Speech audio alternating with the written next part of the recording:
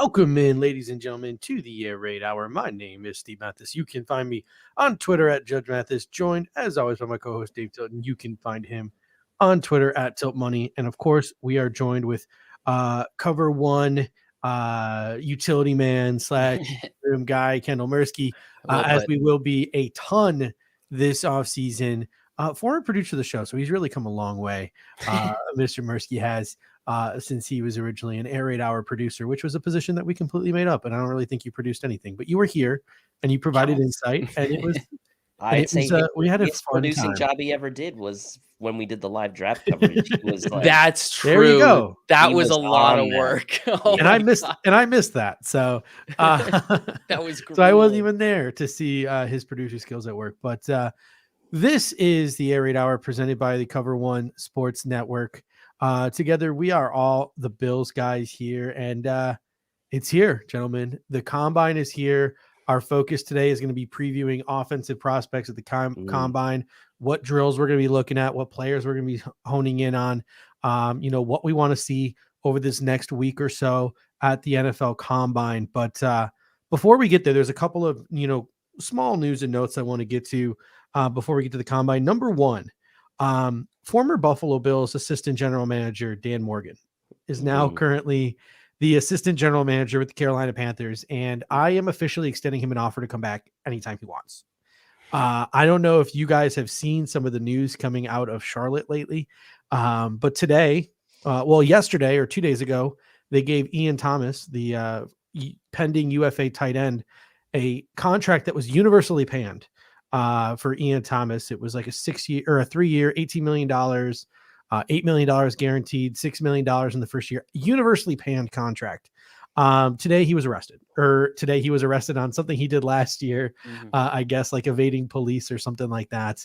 And then on top of that, Daniel Jeremiah came out today and was reporting that the Carolina Panthers are going to be taking an offensive tackle at the pick number 6, even if they have to reach for one.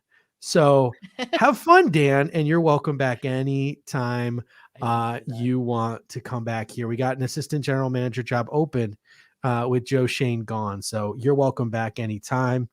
Another thing, the other bomb that dropped here in the Phoenix area this morning, Kaiir Murray dropping a post, a social media post in the tiniest font of all time. I guess a tiny quarterback has to post in a tiny KM font. was pretty large though on the bottom. Yeah, that's Kaiir Murray's posting on Instagram. Every day I become more, every day I see something, I hear something, and it just makes me more and more thankful for JA17, for Josh Allen. What are your guys' thoughts on this? Speaking of universally panned, Ryan Sullivan's take on the creamsicle was universally panned. It was. You didn't see that. Look, do you guys have any takes on this Kaiir Murray thing? I mean, Kaiir Murray, that whole thing was going to kind of be my jabroni of the week, but the whole thing is just odd to me, right? It reminds me of. I'm not going to go as far as to say it reminds me of like Antonio Brown type behavior, because it's obviously not, but it reminds me of someone who's like, it's like, look, I'm a short dude. All right. I'm a pretty short guy, little man complex, right? Little man syndrome. Like it's a real thing. Like, I don't have it, I don't think, but like, it's a real thing. Like, and maybe he's got a little bit of little man syndrome over there in Phoenix, because he knows that, look, the Cardinals, they moved on from Josh Rosen and to take me number 1 overall, right? Like, that is a bold move to basically part ways with a top 10 draft pick. And then the very next season, take a quarterback number 1. He's got to feel like, look, this organization, like, I am the organization. I am the franchise. That's his mindset, right? Without me, they're nothing. They're back to being the same lame old Cardinals that they've been. But the reality of the situation is the Cardinals really, outside of a hot start in 2021, haven't been that successful with him as a team since he's been the quarterback there. Now, I know wins are not a quarterback stat, and I know they got bounced in the playoffs after a hot start, but like, that team has more problems than him, but he's not helping the situation, right? Like, he's not a problem for them because he's probably the best quarterback they've had since. I mean, yes, you can say Carson Palmer was pretty good there, and Kurt Warner before that. But like they've gone through some rough stretches of quarterback play in Arizona. So odd. I know what he's like trying to do. He's trying to get his money, but it just seemed like a really weird approach. And I would venture to guess that like there were not a lot of people and the sounding board that kind of made that decision to send that message out. My guess is probably him and his agent, and that was it. And it's such weird timing too, right? Like Yes. all of these quarterbacks that sign these extensions do it in July and August, right? I think Josh Allen did his in July, and it just Josh Allen just went about his business. Brandon Beane, Sean McDermott, He didn't talk about it. Terry Pagula, they all went about their business and they stayed behind the scenes and they did it. And I think that just goes to show you sort of like the dysfunction in Arizona. Like, I am as big of a critic of the Pagulas as anyone. I think some of the ways in which they go about doing their business, especially with their hockey team and the way in which they interact, I find it weird.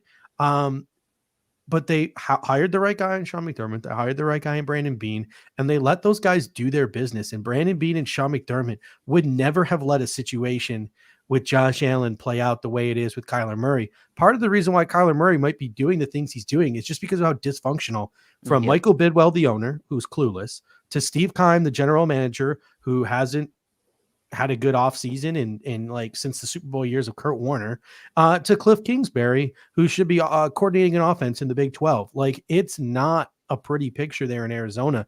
It is dysfunction galore, and it just makes me super grateful for what we have here in Buffalo and just the stability. For everything that we are complaining about this offseason, like 13 seconds stuff, it can be worse, people. Yeah. It can be a heck of a lot worse. But I don't know. Any thoughts before we move on Kaiir Murray here, Kendall? No, really, the main thing that you guys said that really resonated with me, it's just weird timing. Like, he was probably going to get extended anyways. It's kind of like you said, he's probably reacting in the way he is because he probably doesn't get that constant like gratification and positive reinforcement that he is the guy. And because he's not getting that, he kind of feels insecure and needs to make sure and secure the bag. Yeah. But he probably was going to get it anyways because like you said, he was going to get it. They don't have another option. Quarterback they've had since Carson Palmer. There's no reason to jump the gun like that. It's the same reason Baker Mayfield's going to get paid by the Browns, regardless of whether or not the Browns have had the worst stretch of quarterback play you have of to pay any Baker team in history exactly since basically the last 25 years. I mean, like it's abysmal. They're going to have to pay him.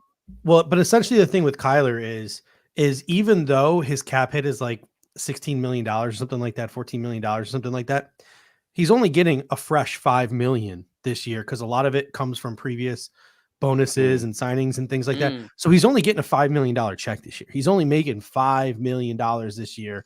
A lot of the money that's his cap hit has already been paid to him. So what Josh Allen did is his extension kicks in after his 5th-year option. Kaiir Murray's like, no, I want to get paid now, and I want you to add money onto my deal. So he's trying to not get an extension to his 5th year. He's not trying to get a new contract after his 5th-year extension. He wants new money now. He wants it ripped up right now. He wants it ripped up right now, and the Cardinals are essentially laughing in his face, like "fuck you," is essentially I think what's going on here. Like they haven't messaged him back in like 10 days, probably because they're still laughing at what Kaiir Murray is requesting. But is it weird? Is it weird? Like they're so dysfunctional, yet there have been some pretty good personnel moves they've made, like within the dysfunction. But I'd argue it's a culture thing. They're building a good roster, but they can't win with it. Right. It's kind of weird. Right? It's the Doug Whaley Bills with a top 5 quarterback. Like that lack of chemistry is still there. They fleeced, Bill O'Brien. They got DeAndre Hopkins. They did make a bold move in getting Kaiir Murray with the number 1 overall pick, which I, by the way, don't think was the wrong move. No, I think it was the right move. I think it was the right move. We wanted a lot of Bills fans wanted JJ Watt last year. It didn't really work out for the Cardinals, but he went to Arizona. He was good when he was healthy. And they started out on fire out of the gates this year. And they still had Chandler Jones. I mean, they had a good roster. James Conner was a good pickup. JJ made a mistake. He never would have tore that pec again if he was here in Buffalo with the It's a Don't training worry, facility. The training Steve facilities. Levy probably has a wing in his home dedicated to JJ Watt that he could stay in. So Sunday love how night's this gonna is state Sunday here. night, or not Sunday night, Saturday night. Saturday night or Sunday night? Maybe it's Sunday night. I have to double check the schedule, but Sunday night is going to be. Yep, Sunday night is going to be a big night for you, boy. Lettuce. He comes in with the super chat here. Punk God in the fourth. It will save us so much cap space. Punters will be out on the field working out with kickers on Sunday night with this new primetime NFL Combine, which we're going to get to a second here, but. Another quick news and note. I just want to brush by this real quick because it's probably going to end up being a conversation that we're going to be having soon, and it's probably going to take up a big part of this show.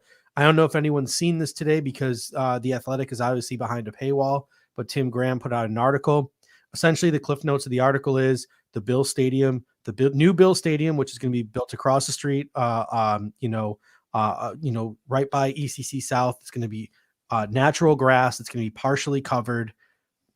It's a done deal. It's going to be announced probably within the week or the next 2 weeks. Then obviously there's a bunch of different political loopholes and NFL loopholes that they have to get through. The Pagulas are expecting to get it done soon. Kathy Hochul is apparently the one holding up the announcement of it. And the Pagulas have already started cashing checks and putting plans in place to get the new stadium underway, under construction, starting to get built, even though nothing's been technically approved yet. So within the next week or two, we could be getting some huge Bill Stadium news. And by the 4 years from now is what, the 2027 season, the Buffalo Bills will be playing football in a new stadium. That announcement should be coming within the next week per Tim Graham, who seems to be the most connected one in terms of the Buffalo Bill Stadium talk, which I'm sure the Buffalo News just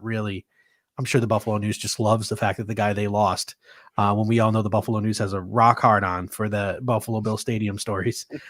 They love to get scooped by Tim Graham, I'm sure. But so let's get to the combine now.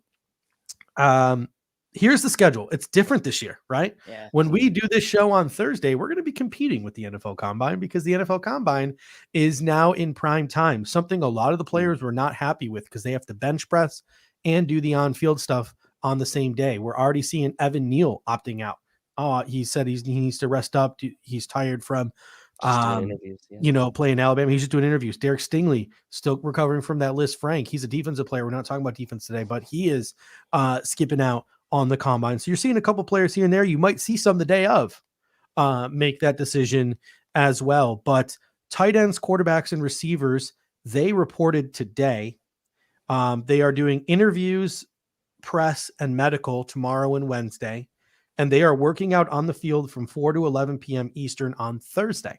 So while this next show is airing, the quarterbacks, the tight ends, and the wide receivers will be on the field at the combine. Offensive line and running back, they are reporting tomorrow, Tuesday, doing interviews, medical, and press Wednesday and Thursday, and they are working out Friday in prime time. So tight ends, quarterbacks, wide receivers Thursday, offensive line, running back Friday. That's going to be the focus of our show today.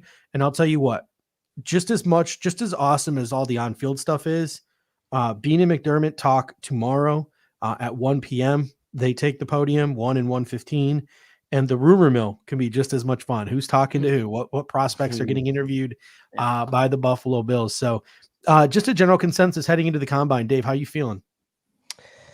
I'm feeling good because, it's another step of closure, kind of putting 2021 season in the rear view. We've talked a lot about free agency the last couple of weeks, but I mean, you guys both know, like all of us, right? The draft is kind of like our love child. Like we love the draft. It's kind of been our thing since we started doing these shows. We put a lot of work into it, put a lot of research into it. And, the combine is just one of those sort of steps on the way to, Christmas morning, which is the NFL draft, right? We're in the holiday season, if you will, leading up to Christmas morning here. And the combine's the first step along the way. And I also like the fact that, we're going to get some more clarity around some of these guys' measurables, and really lets us hone in on kind of like, okay, well, what guys do we think need to perform well in which drills? Like, are there guys that need to kind of maybe make up for some performances at the Senior Bowl or whatever it may be? I feel good, man. I feel good because it's getting me really focused on some of these prospects and kind of forcing me to do my research, which is always a good thing. And yeah, it's fun time right now, man. If you're a draft fan, the combine is a fun time.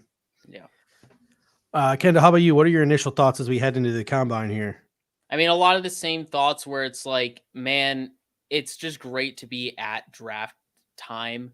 It is very weird though, because of the whole combine is before the free agency, and then you have to hit free agency, and then you have to go back into draft. Like you kind of switch gears a lot of times through this draft season from the draft to free agency.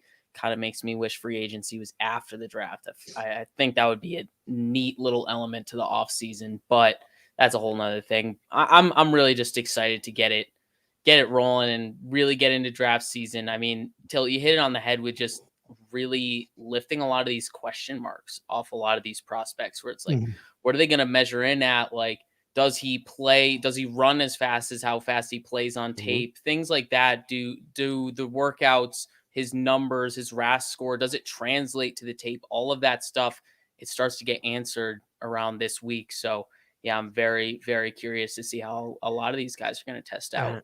And we're officially in Raz season, which is awesome. Love me some Raz. But it's crazy too. Like height weight is something as simple as height weight. Like some of these guys measured in at the Senior Bowl, and they were a lot smaller or a lot bigger than people thought. Dylan Parnham was a guy who was listed at 280. Weighed in at like 310. Thomas Booker at the Shrine Bowl was a guy who was listed at like 275, weighed in at 310. Danny Gray was listed at 6'1" for SMU, clocked in at, I don't know, not clocked in, but came in at 5'10" when he got measured at the Senior Bowl. So even just seeing some of the height weight differences between what you see on ESPN.com and on their college website to what they actually measure in at. So that should be interesting. Your boy Lettuce comes in and says he disagrees with something that Jessica Tennis said. Bass was cash money his rookie season. She doesn't want to draft a punter. Jessica doesn't want to draft a punter.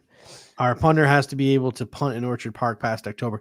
I do think holding's part of it. I do think holding is part of the reason why Bojo didn't come back. Like Tyler Bass did have some struggles with Bojo. Did he get better as the season progressed? He did, but he did have some struggles with Bojo. And just like one of the best kickers in the league, Mason Crosby, had troubles with Corey Bojorquez this year. Yeah. Corey Bojorquez is going to be a free agent again this year, and I'll be surprised if he gets a major deal on the market from anybody. And these punters weirdly get paid. Like if you're a good punter in this league, you get paid a pretty decent. That's why your boy Lettuce wants one on cost control. I should correct what I said. She wants a punter that can hold. Yes. That's what she said. So so it should be interesting. Like and it's super weird. Like Matt Orazia, the guy from San Diego State, was also their kicker. So very little experience holding. Jordan Stout was also the kicker at Penn State, but he hasn't been the kicker for long, and he used to do just the long stuff. So he hasn't held as much as maybe a Jake Camarda or a Ryan Stonehouse. So there are some punters, and we will talk about punters. But let's transition to quarterbacks, and let's start with the quarterbacks. Even though the Buffalo Bills we just mentioned don't need a quarterback, we got Josh Allen, but on the depth chart behind Josh Allen, we have literally no one. We have spoken at length on the show how we want the Buffalo Bills to add a free agent, a veteran backup, but it would also be nice for the Buffalo Bills to add either a late round draft pick or a UDFA. So it's going to be really interesting looking at some of these names, and I'm going to ask you guys what sort of some of the names that stick out to you are in a second. But before we do, the thing that I'm looking for at quarterbacks is I want all of these quarterbacks to have a great day on Thursday. I want them to have great interviews. I want them to be great on the whiteboard. I want them to show a nice velocity on all of their balls. You want to know why? Because I want 3 or 4 quarterbacks drafted by the time the Buffalo Bills pick at 25. So I'm really hoping that some of these quarterbacks have themselves a really good day. But, Dave, I'm going to start with you. Who are some quarterbacks who maybe have caught your eye that you're going to be interested in looking at the combine in relation to the Buffalo Bills, as I put up a list here of the quarterbacks that are going to be there in Indianapolis this week? Yeah, I mean, I think you hit it on the head, though, as far as like performances, right? We want these quarterbacks at the combine to perform well. We saw what happened in last year's draft. We had the 3 guys picked in the top, I think it was the top 5 or something. And then you also had Mac Jones going. So look, I think that a guy that I'll be looking at, and this is why, and it's really kind of not necessarily Bills related for this first option, but Sam Howell is a guy I'm looking at for that reason, right?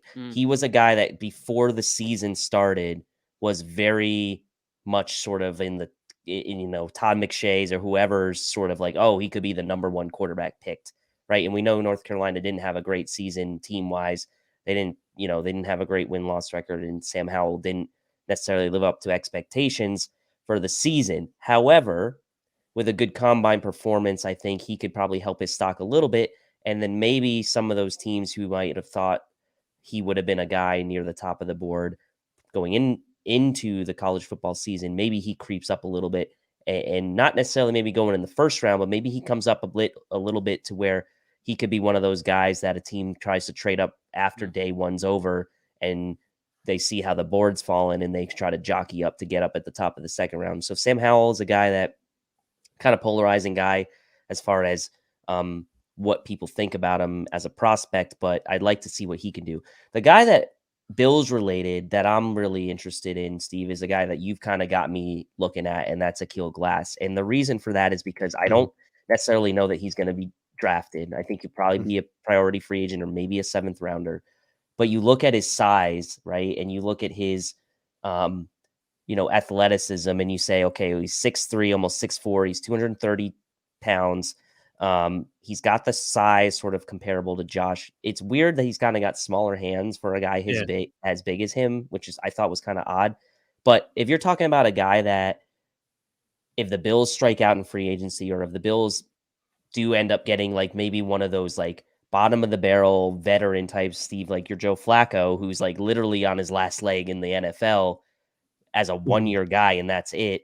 Could Akil Glass be a guy that you bring in and develop maybe on the practice squad for a year and then eventually develop him into your backup?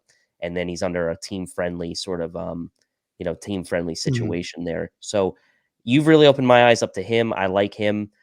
He will be a guy I'm going to be paying attention to during combine because he may get himself into that draftable conversation. Yeah. Only problem with Akil Glass is he won't be at the combine. He was one of the snubs.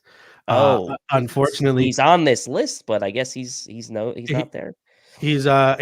I don't believe he's at. I know he was at the HBCU, combine. So yeah, he didn't get an invite. So that's one of the things I wanted to touch. I actually wanted to touch on Akil Glass though, because the thing about a guy like Akil Glass, or even another guy that I like that didn't get an invite, Chase Garbers, I'm trying to figure out, does that mean like the NFL is not as high on a player like that? So maybe you can get Akil Glass in the 7th round, or get Akil Glass as a UDFA, or did NFL scouts just get enough of him between the HBCU combine, the HBCU All-Star game, and the NFLPA Bowl? Maybe the scouts just felt like they've seen enough of Akil Glass and they didn't need to invite him. So that's interesting. Somebody mentioned Cole Kelly.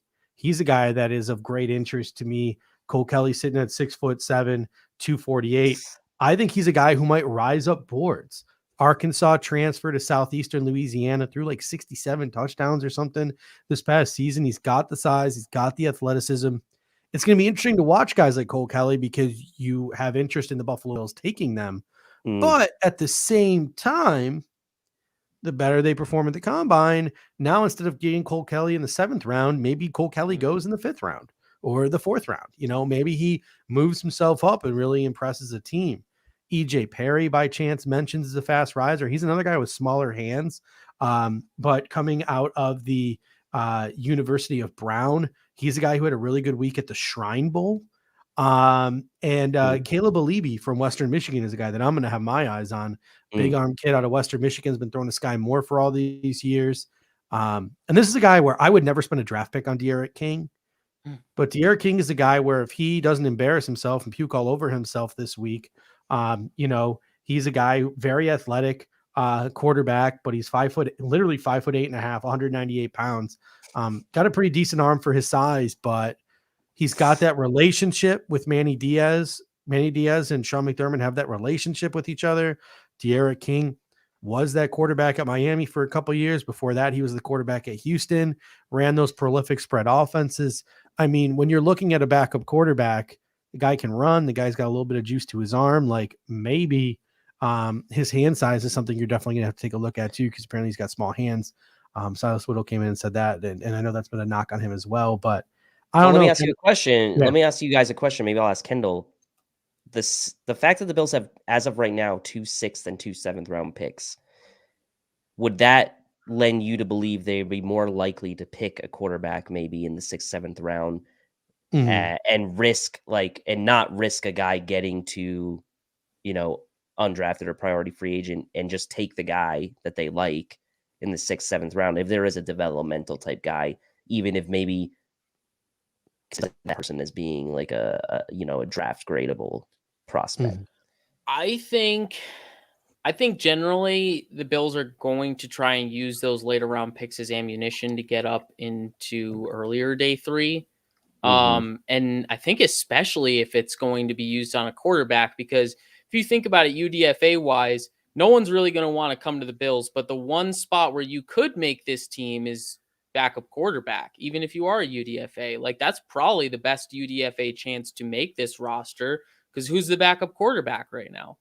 So that's my thought on, I guess, that, but I don't know. I'm actually going to be very interested to see if the Bills want to go that direction with a draft pick, if they want to go with punter with a late round draft pick, or if they want to go with like a linebacker with their late round draft pick. There's a lot of different ways to use that late round pick to bolster depth and kind of inject some youth into some of those positions. And I feel like it's safety, it's backup quarterback, it's linebacker, it's punter. It'll be interesting to see what combination it is. And I don't want to say the Buffalo Bills don't mind wasting draft picks, but we all expected them to use those later round picks last year to trade up. And they got more. The conversation was we're not gonna use all these picks. We're not gonna use all these picks. And we ended up drafting more guys than the picks we had originally going into the draft. Yeah. And Brandon Beane even after was I wanted some competition at more positions, so I traded back to get some bodies. Is essentially what he said. We saw them take Austin Prohl in the 7th round because his dad was Ricky Prohl. We've seen them waste draft picks before. The Buffalo Bills have done it in the Brandon Beane era. So it's a lottery ticket. Might as well use it. You're right. It is a lottery ticket. And if we don't end up using those picks to trade up, you have a competition at, you have a guy you can come compete.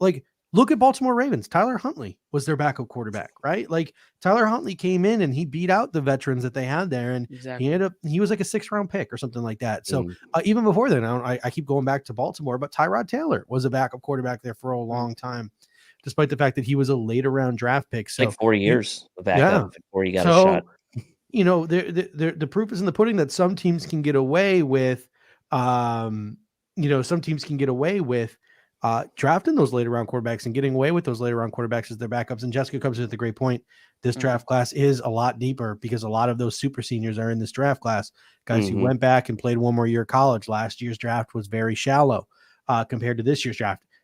Brandon Beane sort of treated last year's draft like it was shallow. It kind of sounded like he was just throwing darts at a wall with those later round picks and just trying to get some training camp competition when he was drafting guys like Jack Anderson, when he was drafting guys like Rashad Wildgoose. I think the Buffalo Bills might be a little bit more cognizant with the way that they draft this year and the guys who they are drafting, even as we get towards the later round. But it just makes sense to me. Are you going to draft a wide receiver that you're going to cut? Are you going to draft a cornerback that you're going to cut and hope they get to your practice squad? Or are you going to draft a punter that could start for you? Or a quarterback that could win your backup quarterback job? I don't know. I don't think it's a waste of a pick like some other people argue. I can't believe you're taking a quarterback. I can't believe you're taking a punter. It's why? Way to make they have a better chance of making the roster. If you draft a punter that's going to be your punter for 10 years, it's not a waste of a pick. Yeah. I have a name for you. And then we'll get to John DeMarcy super chat here, Kendall. Carson Strong. Where do you think Carson Strong ends up in this class? My comp for Carson Strong is Mike White. I think he's a guy where his rigidness in the pocket is probably going to drop him on draft day. He's just got an absolute cannon of an arm, and if coached correctly, he could probably make things work. The interesting thing about a guy like Carson Strong is if Josh Allen goes down, you lose the athleticism, but you still have a guy who can push the ball down the field. If a guy like Carson Strong drops to the 4th round, would you be willing to use a 4th round pick and pull the trigger on a guy like Carson Strong? 2 thoughts. First thought is I don't think he'll make it to the 4th round because of his. Actually, you know what? I'm going to come back on that. I think he could make it to the 4th round because he has a degenerative knee, and that could legitimately drop him deep into day 3. I think the intrigue with him, like you said, is that arm strength, that arm talent. Dude has some really good arm strength, but also some really good deep accuracy. He didn't do well at the Senior Bowl, but on tape, he displays really good accuracy. Mhm. Throw in your guy Romeo or my guy Romeo. Yeah, your guy Romeo. Their offense is kind of weird though. It's like really predicated on like quick screen passes and then random deep shots. It's a very weird offense, and like you said, that ability, that inability to move around in the pocket is going to be what kills him in this draft. It's going to be tough to make a name for yourself when the NFL kind of predicates itself on improvisational quarterbacks being able to escape pressure and make a throw. He can maybe escape pressure, but even if he does escape that pressure, he's not so great throwing off one foot. He really has to have some space around him to make an awkward throw. So I think a team is definitely going to take a chance on him, kind of the same way like Tampa Bay took a chance on that dude out of Florida who's kind of like Kyle a statue, Trask. Kyle Trask, kind of similar to that in a way. Because there is talent there that you can work with, but I don't think if I'm the Bills, I would go in on that probably until one of our 2 6th-round picks. And I don't think he'll be there for that. Yeah, Claude Please comes in and says Crum is my favorite late rounder. By the way, Cole Kelly is a big dude. Yeah, I mean Cole Kelly 6'7", 248 pounds. My list of guys: Caleb Alibi, Cole Kelly, Dustin Crum, De'Ara King, EJ Perry, and I really like Skylar Thompson out of Kansas State. Those are the guys I have my eye on. I kind of have a little bit of an eye on Bailey Zappi just because I like the way he can toss the ball around. My comp for him is Case Keenum. Not so much similar to Josh Allen, though, not a big live arm. Jack Cohn and Brock Purdy just don't interest me in the least bit. Those Purdy sort of college... does for me. I don't know really? why he does. Yeah. What do you like about Brock freaking Purdy? Literally just improv. That's it. Dude knows how to not get sacked. He had so many weapons at Iowa State. At Iowa State, and they couldn't win. Yeah. They couldn't win. I was really disappointed in Iowa State this year, and I think Brock Purdy not being a great quarterback had a lot definitely to do with had something to do with it for sure. All right, so before we get to running backs, we're gonna hit up John DeMarcy super chat here. He says Gents coming in late. Trey has best an 18-month injury for a position that much change direction constantly. He will play, but won't be the number 27 that we know. Rookie cornerbacks get torched. Sign Harry, sign Bates, sign a vet CB1, draft O-line, D-line. Hey, ain't nothing wrong with that. I think cornerback is another one where it's sign a guy, draft a guy. Right? I think defensive tackle, sign a guy, draft a guy. Quarterback, sign a guy, draft a guy. There's a couple of positions where the Buffalo Bills, it's going to be sign a guy, draft a guy this year. Interior offensive line, go get a veteran swing interior offensive lineman like an Austin Blythe, draft a guy or two, right? So we're going to get to interior offensive line here in a little bit. So a lot of positions where you're just going to want to sign a guy and draft a guy. The whole thing is depending on who you sign is when you're going to probably want to take them in the draft, depending on, BPA. All right. Running backs. Couple of things. I'm going to put up the list here of the running backs that are at the Senior Bowl. Looking through some of the big ones, Tyler Beatty. Yeah, there's so many running backs this year. James Cook is another notable name. Jerome Ford, Breece Hall, Hassan Haskins, Damian Pierce, Brian Robinson, Isaiah Spiller, Kenneth Walker III, Rashad White, and Kyrene Williams. I would say those are probably the big ones on that list there. There are obviously others that will be cups of tea for other teams, but those are sort of the major ones, I think, in this draft class. A draft class that, Kendall, you ever marked as weaker than draft classes, at least in terms of the front guys, than there have been in years past. I really like some of the guys at the top of this year's draft class, and we're going to get into that in a second. But the first thing we want to get into, and I want you guys to tell me whether I'm being a fool or not here. The 40 time is the biggest thing I'm looking for with running backs right today. Like, I'm so scarred from Motor Singletary and Zach Moss's 4.6 40s that anybody who clocks over a 4.5 is on my shit list, right? Like, you might not want like Rashad White then. Yeah, you might not. So pretty much what I've decided is anyone who clocks over a 4.6 is officially off my board. Okay. I don't care. Okay. Anyone who clocks over a 4.6 is officially off my board. I don't want that. I want a different trait in the running back room.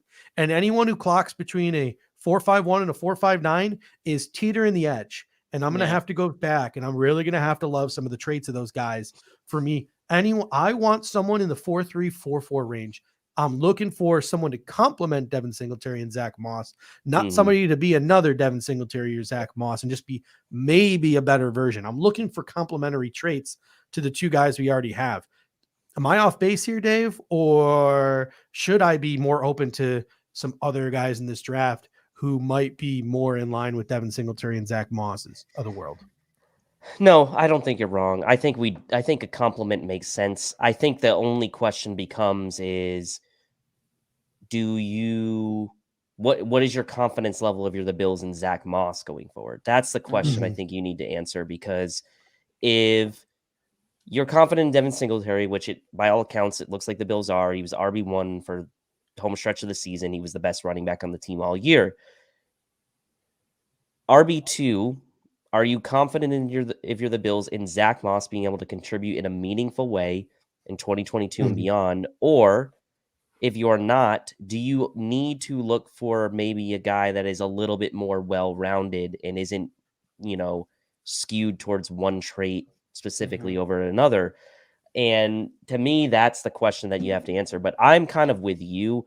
I think that even if you go after a guy like a James Cook, maybe who's going to have some speed on his side, or a Kaiir from Notre Dame is going to have a little bit of speed on his side, I don't think that takes away necessarily from the fact that those guys could be complements of Devin Singletary too. Like, let's be realistic here. Like, whoever this is that is the RB2 on this team isn't going to get more than like 8 to 10 touches a game maximum. Right. So why not look for that guy with the 4.3, 4.4? So I'm kind of with you, Steve, on this.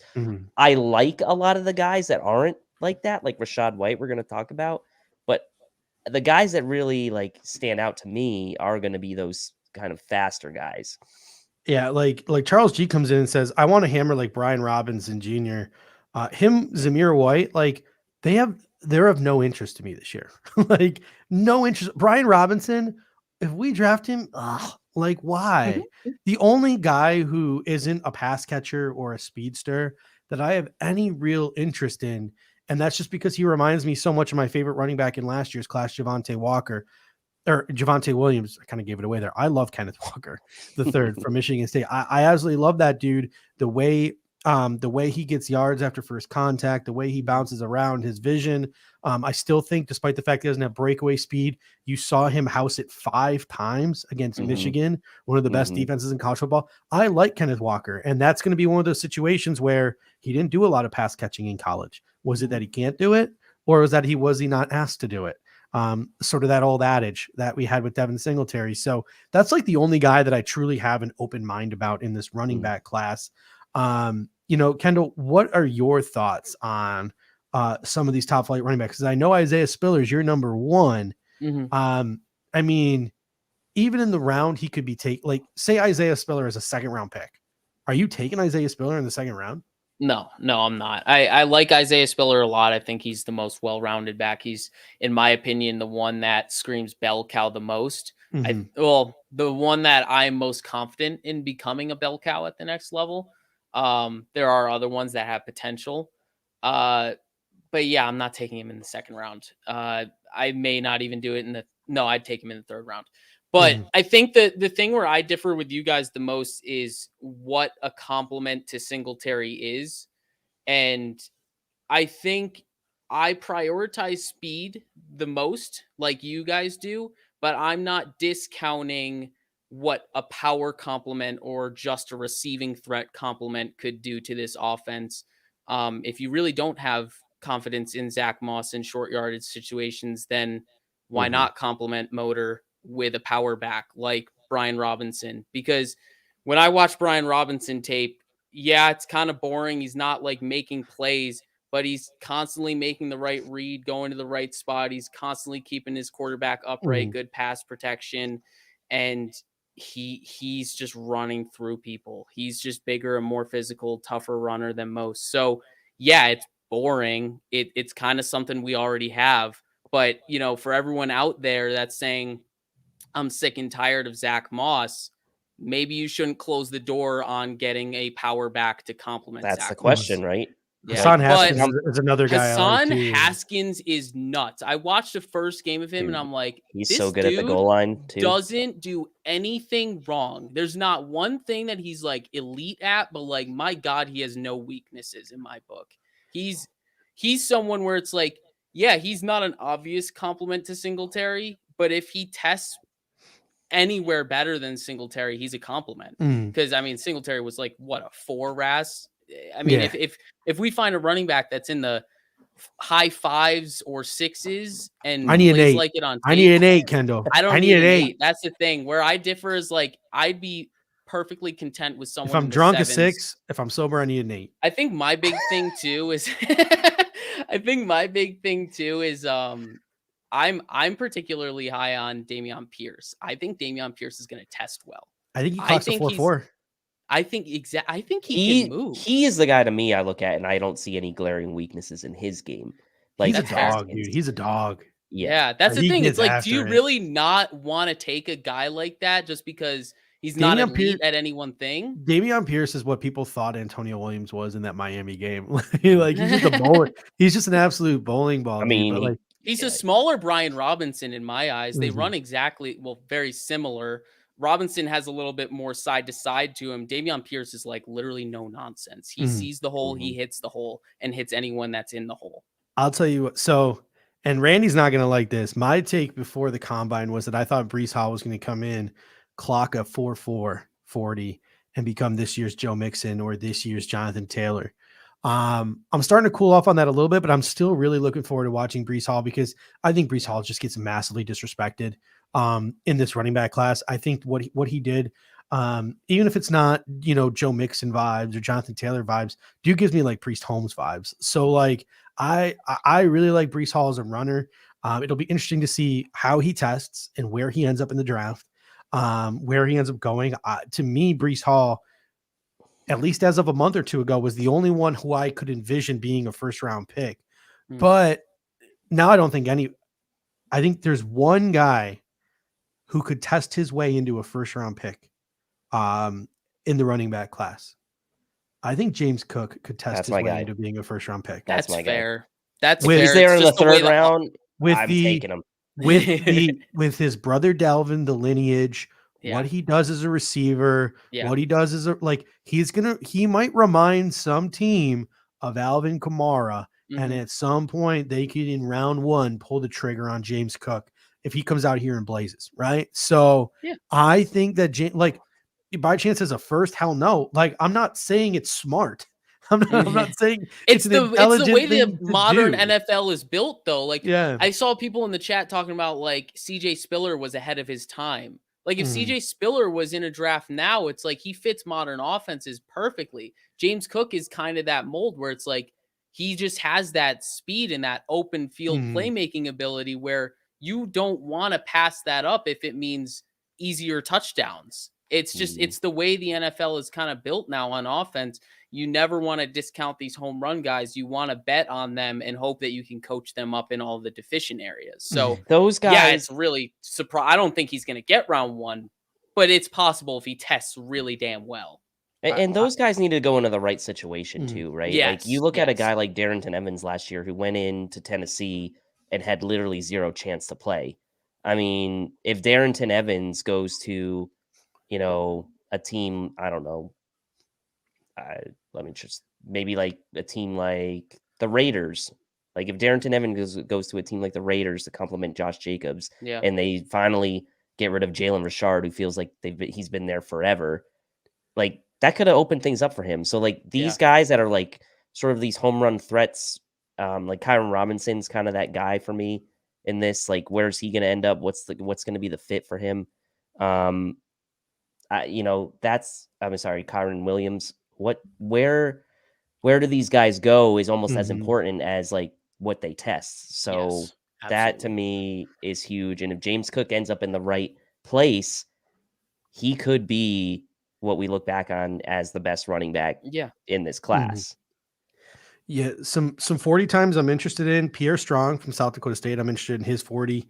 I'm interested in Tyler Allgeier's 40 from BYU. Yeah, he's the one I'm watching the most. Kennedy Brooks, who gives me Devin Singletary vibes. I I'm interested in his 40 time and Jerome Ford his 40 times. So those are some 40 times that I'm looking forward to. I think Ford is going to shock some people with his 40 time. He had some breakaway runs this year. He's not necessarily a God-given playmaker, but when he gets out there in open space, he has some speed.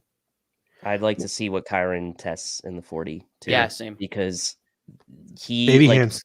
He has baby hands, but it's weird. Like in some games you watch him and like you're like, okay, this guy's got some burst and he's got some speed, but then in other games you're like, it doesn't seem like he's the same guy. Like I don't know what the deal is with him, but like sometimes he looks awesome and sometimes he looks like he's just like another guy. The guy that I'm really interested that would be like a later round guy to see his 40 time is Ty Chandler from UNC. And again, I keep bringing up UNC, but like he transferred from Tennessee. He had 13 touchdowns this year. He's had over 70 receptions. Blew up the Shrine Bowl. Blew up the Shrine Bowl. And he, like, when you watch his games, like, he has some, like, really nice short area bursts. So it'd be really interesting to see what kind of break, like, 40 time he posts. Because he could be a guy that ends up rising up boards. I would not be surprised. Yeah, that's really well put. He's definitely a really patient runner, and because of that, he can use that acceleration, that quick burst to his advantage. So that long speed, that straight speed will be important for him.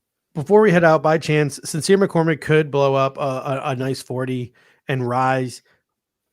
I think a guy who's going to put his name back on the map, who people like Kendall have been disrespecting, quite frankly.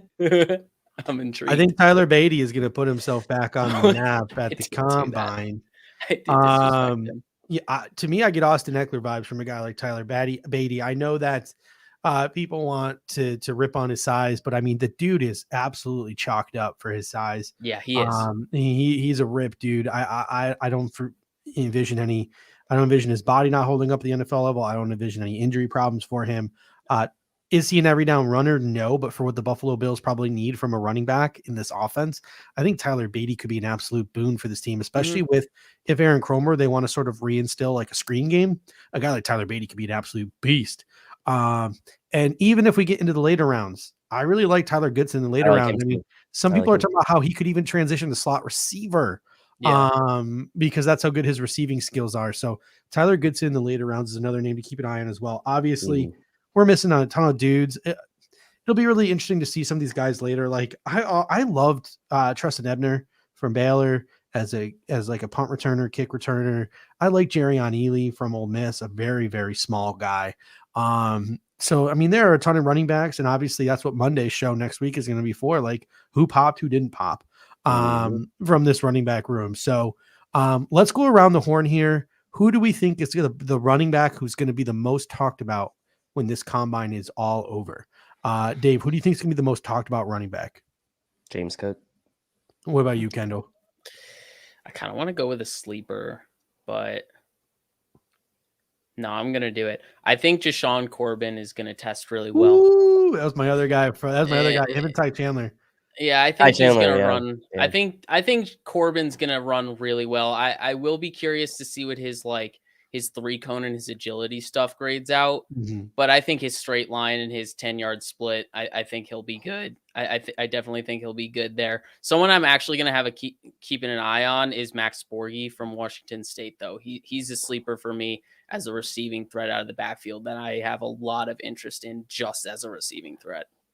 Yeah. Let's see here. If I wanted to be different, I'm not gonna be different. This is a good I think one, James actually. Cook is gonna be the talk. Kyron Williams, if he runs a good 40 time, could get some run. But yeah, James Cook, man, for sure. Yeah, I the more I think about it, the more I think that James Cook is gonna be the talk. I hope Breece Hall is the talk. I love Breece Hall. Put some respect in the man's name. I'm a big fan of Breece Hall. What is he still my RB1?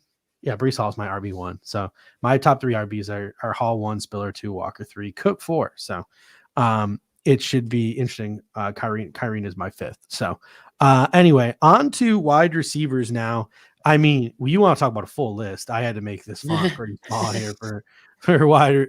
That's running backs. Where are my wide receivers? Did I not put the wide? I didn't even put the wide receiver graphic up, so I missed the wide receiver graphic. But going through and just looking at the big board, I mean, Jamison Williams is going to be there testing only. Garrett Wilson, Treylon Burks, Drake London, Chris Olave, Jahan Dotson, David Bell, Sky Moore, Wendell Robinson, George Pickens. I'm naming guys that we didn't talk about for the Senior Bowl. We didn't talk for the Shrine Bowl. So we have some new names now to sort of add to the list or the equation of some of the people, some guys whose name have gone quiet for a while because the college football season ended and they weren't at the Senior Bowl or weren't at the Shrine Bowl. So, I mean, let's go through some of the receivers, and I want to go through one by one, just some of these top guys. And I want to start with the hot hand right now, a guy who's probably going to blow up the combine. And it's the guy that I'm most excited about and a guy that I think the Buffalo Bills would have the most reservations about. And that's Treylon Burks. So with the emergence of that Deebo Samuel and what he did in San Francisco, a guy like Treylon Burks at 6'3", 220 with his 4.4 speed, he could blow up the combine. He can do all that stuff Deebo does. He can be a deep threat. He can play in the slot, all these different things. There's so much to like about the ball of clay that is Treylon Burks, and he produced in the SEC, and he blew up against teams like Alabama, right? Like, so he had these big games against these big teams, but you look at the negative parts of his scouting report, takes plays off, questionable effort, questionable or, not so refined route running, all things that I think could be major red flags for the Buffalo Bills. I think interviews are going to be key for Treylon Burks, at least for the Buffalo Bills, if he drops to 25 to have interests. I honestly could see Treylon Burks at the board at 25 and the Buffalo Bills passing on him because they don't like the way he talks on the whiteboard, or they don't like the way, he blew off or excused taking plays off at Arkansas. I can see the Buffalo Bills passing on a dude even on the board at 25 in Treylon Burks. So I think injuries are going to be key. Dave, what do you think about Treylon Burks in this draft? Yeah, look, I like him. I mean, but the problem I think I'm having is that there are probably going to be a couple other guys that are going to be on the board at the same time as him that I would probably have fewer reservations about from all of those standpoints you just mentioned, right? Like my notes on Burks, size speed combination that you look for in an alpha wide receiver. We're interested to see what he actually runs, because I know he's supposed to be 4.4, but like, is he really going to run that? I don't know. You love his ball skills, contested catchability, is near the tops, if not the best of the class. But then you wonder about his ability to separate consistently, the suddenness, right, in his route running. Does he have that? And the all the stuff you mentioned with the effort and the taking the plays off. So all things equal, if you're the Bills and you're looking at that and you're like, like, what do we really need for this team? And you have reservations. Well, there's like 3 or 4 other guys that you could probably be just as happy taking if you didn't want to take Treylon Burks. Like, this kind of reminds me a little bit of a couple years back when you had that run of receivers kind of going towards the end of the first round, where you had Justin Jefferson, Jalen Reagor, like those guys. And like, Jalen Reagor hasn't panned out.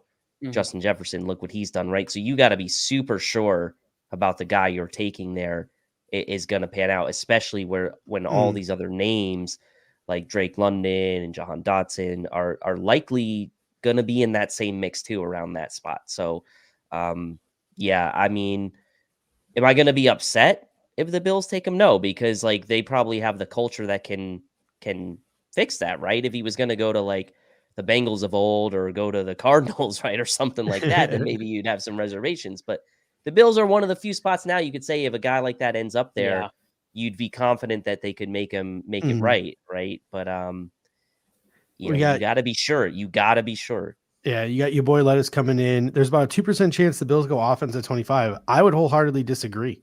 I mean, right now, I think it's easy to say that, seeing all the pending UFAs that we have and 13 seconds and all that whatnot. But we get into a situation where Jerry Hughes is re-signed before free agency starts. Harrison Phillips is re-signed. Either Levi Wallace is re-signed or they go after and get out some other veteran corner. Like, if the Buffalo Bills fill those 3 spots, they could literally draft any position they want. They can go interior offensive line. They can go wide receiver. They can go another defensive tackle. They can go another corner. I mean, the Buffalo Bills can do whatever the hell they want. If they get a veteran edge, they get a veteran DT, and they get a veteran corner. And all those things can happen before the draft. I highly doubt that Brandon Beane is going to go into the draft pigeonholing himself to 1 or 2 positions at pick 25. He's going to want to take who a couple people have mentioned here is the best player on the board. And that brings me to Garrett Wilson and Chris Olave, right? Like, these are 2 guys who probably go under the radar because everyone just assumes they're good, right? Like, oh, well, they're good. I think Garrett Wilson and Chris Olave could come in, clock a 4.4 something, running the 40, and everyone's going to be talking about Garrett Wilson and Chris Olave again. Like, these are guys who get Stephon Diggs comparisons with their ability to route run and their ability to go up and catch the ball at the catch point, things of that nature. Kendall, what are your thoughts on Garrett Wilson and Chris Olave from Ohio State if either or both are on the board at 25? Yeah, if they're on the board at 25, it's going to take a really good defensive player for me to not take them. I've definitely warmed up to the idea of taking a wide receiver at 25. It's not my preferred philosophy because there's always good wide receivers to be had in the middle, late rounds of drafts. But yeah, it's kind of as clear as day, especially coming into the Bills offense with Josh Allen at quarterback. Like, it's going to be really hard to not get your picks worth when you draft a wide receiver in the first round, given the state of the current Buffalo Bills offense. Like, it's kind of what we said about Treylon Burks. Like, if you draft that guy, I'm going to be hard pressed to believe we don't find a way to make it work out and get some production out of that. So even Dotson could be there. You could see him really shoot up boards after the combine. He'll be there in that same grouping with Olave and Wilson at the end of the first round. There's just so many good guys that you could take in that area. So I'm definitely not ruling it out. You definitely shouldn't overlook those dudes at Ohio State just because of the competition disparity at Ohio State and, some of the bottom tier teams in Big Ten. Like, Big Ten's still a good conference. Those two wide receivers are damn good wide receivers. So really there's probably about 5 wide receivers that I would consider at 25. And then past that, it's like, you got to start looking at defense. Yeah. I mean, Dotson's going to be the weird one. And it's going to be, he's kind of that line. I hesitate to take a 5'10", 185-pound receiver at the 25th pick in the draft. So that's where your concern is with Jahan Dotson, even though he adds like a speed slot element. He gives you sort of those Deontay Johnson from the Pittsburgh Steelers vibes watching him play football. And, Jahan Dotson can play on the outside, even with his diminutive stature. So he could be inside, outside. Wasn't even used really that much inside of Penn State. No, he wasn't. You'd think that that's where he shifts in the National Football League. Same with Calvin Austin, but Drake London is a guy who's 40 is going to be huge for him, right? Like, I mean, this is a guy where the Matt Millers of the world, the Pro Football Networks of the world, pretty much every major draft website has Drake London as wide receiver 1, top 15 pick, except for the Draft Network, who almost puts him at a second round value. So it's going to be really interesting to see what the impact of Drake London's 40 time is if Drake London even runs coming off that fractured ankle. So we don't even, or fractured foot. So we're not even sure if Drake London's going to run. If he does, his 40 time is huge. He gets the Mike Evans comps, but Mike Evans was 30 pounds heavier than Drake London. If anything, I think Drake London looks a little bit like his former USC teammate, Michael Pittman. I agree with that. Yeah, I think he gives you some Michael Pittman vibes. And the Buffalo Bills loved Michael Pittman coming out a couple of years ago. The Buffalo Bills were really intrigued by that Michael Pittman skill set. They end up with Gabriel Davis. So maybe that sort of skill set in the wide receiver room is no longer something they're looking for. But I think Drake London is the 40 times going to be huge for him. And then the medical is going to be huge for John Mechie, Jamison Williams, and George Pickens. I'm really interested to see the medical. Even Justin Ross and Reggie Roberson are 2 guys. Who I'm Reggie really Roberson, on the medical. I'm really interested in the medicals on those guys. Ross and Roberson. With Roberson, I believe it's the knees, and then Ross the knees and a couple other things. So the medicals are going to be huge for them. Pickens, you might even get to see work out. I think Ross and Roberson are going to work out as well. Up next, Sky Moore, Christian Watson, Isaiah Weston, Alec Pierce, and Eric Ukanma from Texas Tech are the guys I want to talk about. These are the guys I feel like could be the risers of this combine. Sky Moore, I think, can really maybe even push himself into the first round conversation with a good combine. Christian Watson could push himself into the first round conversation with a good combine. If guys like Isaiah Weston and Alec Pierce, who have that size, that size to them. Alec Pierce is, let me see what he weighed in at the combine, 6'2", 208. He's claiming he can run a 4.4 40. Then you have a guy like Isaiah Weston, who measured in at the Shrine or at the NFLPA Bowl at 6'3", 212. If he can go and run a 4.4 or 4.3 something, obviously I think guys like Isaiah Weston and Alec Pierce are going to significantly rise as well. And Eric Ukanma, it's going to be interesting to see if his height and weight match up with what is ESPN.com height and weight are, in that 6'4", 215 range. So those are the guys I think could be like this draft's risers. Any of those guys stick out to you guys you're super interested in looking at, super think are going to rise up the boards? Kendall, what do you think? Sky Moore is definitely the one I'm looking at out of all of those guys. Love what he did at Western Michigan. I mean, the fact that he's like 2 years into his playing career at wide receiver is absolutely insane. He has a full release package, unbelievable agility. I'm expecting him to be in like the 90th percentile for his agility drills. And then if he can break 4.5 40, I think he's pretty much set himself up for a guaranteed second round selection. I think if he can nail those two things, I think he's good, because you see it on tape. This dude knows how to run routes. He knows how to separate. He knows how to get open. And then afterwards, he's a pretty good playmaker with the ball in his hands. So I think if he has a good combine, he's pushed himself squarely into round 2, and he is just sitting there perfectly waiting for his payday. I don't think round 1's in the possibility for him. Just because it gets crowded. It gets crowded up there. There's a lot of wide receivers. Everyone's kind of got their flavor of wide receiver that they like, and it's not easy to fit that flavor for the right team. So I think just because of that reason, kind of no matter how well he does, especially coming from a small school, I think his ceiling is round 2. Yeah, I mean, super interesting. I mentioned on Twitter, I think he's the perfect guy if he's there at 57 to come in, because he's only been playing wide receiver for 2 years. He fits in as an inside-outside guy who can be the wide receiver 4, take over that Emmanuel Sanders role, but maybe be targeted less, and a guy you develop to eventually go and take that spot from Cole Beasley in 2023. So to me, he's a perfect at 57 to be a guy who can be part of the now and part of the future of the Buffalo Bills receiving core without ruffling too many feathers and getting the Gabe Davis people to lose their mind about Gabe Davis's targets. But yeah, I mean, Christian Watson is a guy I like I said, I think could really work his way into round 1, because, he could work his way into round 1 and Drake London can work his way out of round 1. Any of these guys sticking out to you, Dave? Well, I mean, Watson obviously was the darling at the Senior Bowl, right?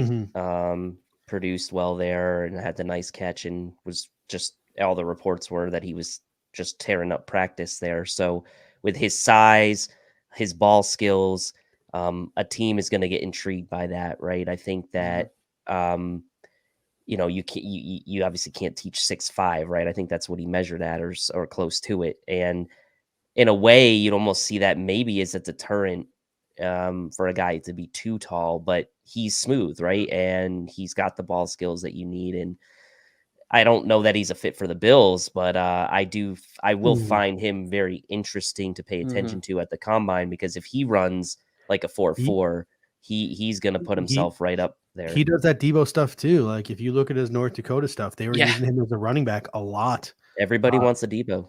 At North Dakota. Hey, it's flavor of the year, right? Like, so every year everyone's got a certain flavor they're looking for. I know some people. Let's put some respect on Curtis Samuel's name though, because he did it first before Debo. We got Calvin Austin was mentioned in the comment section. I wanted to bring up Calvin Austin next, and I sort of fit him in with this other group of Kyle Phillips from UCLA, Khalil Shakir of Boise State. So between Sky Moore, I guess you could throw into this equation if you're someone who thinks he can slip to the back half of the second round. Calvin Austin, Kyle Phillips, Khalil Shakir. I'm looking for some of these slot options. I even got Reggie Roberson on here because I'm a selfish prick and I like Reggie Roberson. I'm looking for some of these slot options, future replacements for Cole Beasley.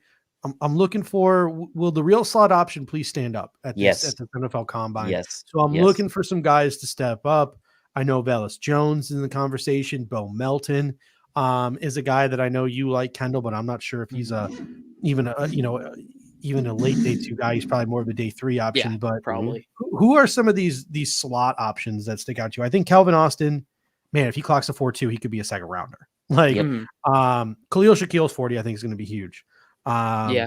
and then Kyle Phillips as well. It's just about these guys checking boxes and showing that what they've been showing on tape that has gotten people.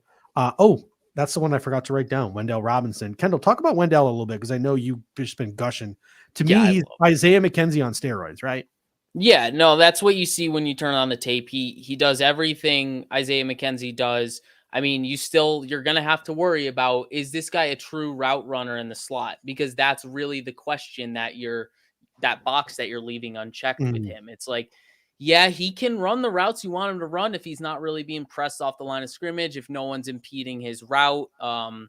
He's kind of weak if there's any sort of resistance through the stem of his route. But man, like when you get the ball in this dude's hands, you better get in front of him.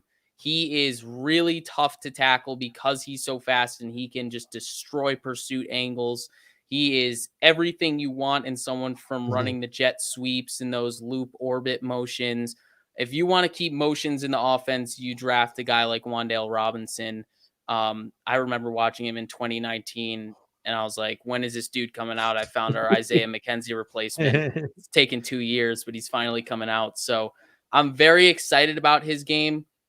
Definitely some reservations that should drop him into round 3. I'd be hard pressed to believe that he makes it into round 2, but man, if he tests well, he really could, because he has that playmaking ability. And it's kind of like what we talked about with James Cook. To me, he's the James Cook of the wide receiver position. And if he tests well, people are going to want that shiny new toy because he is the definition of where the NFL is going. Silas Whittle comes in and says Jalen Naylor. I mean, there's a ton of guys that we haven't even gotten to at this point. I mean, like, guys like Jalen Naylor, guys like a guy I'm still trying to get a read on, Trey Turner from Virginia Tech. He's all over the place right now from a consensus standpoint. Yeah, Braylon Sanders, Ty Freifogel. I think Michael Woods from Oklahoma is a name to start to look out for a little bit. I really like Michael Woods, inside, outside guy from Oklahoma. A ton of different guys can sort of, that's what we're looking for, right? Like on Monday, who's the guy? Malachi Polk from Mississippi State. Like who's a guy who's a guy who we're going to be talking about on Monday? Like you're looking for those guys to stick out. Dave, any other thoughts on some of these slot option guys? So, we covered Calvin Austin. Kendall did a really good job covering Wendell. My 2 favorite sort of other slot options, maybe round 3, tail end of round 3. I really am falling in love with Kyle Phillips and Khalil Shakir. Those are the 2 guys for me that if you're looking for a pure slot, right, a pure heir apparent to a Cole Beasley, I actually like Kyle Phillips a little more than Khalil Shakir. Like I think his route running, his ability to create separation, his ability to get upfield after he catches the ball, and he does have some juice. Now he has small hands, but it's not really plagued him at the college level yet. Like he catches everything thrown his way, but his short area quickness, his ability to get upfield, and you watch the games, he looks fast, right? He doesn't look slow. He looks like he's one of the faster guys out there. And I really like that. Now, Khalil Shakir, same type of way. He gives you a little bit of experience too as a punt returner and a little bit as a kick returner. All these guys have return flex of some variety. of some ability, but he had over 30 combined punt returns and kick returns in his career.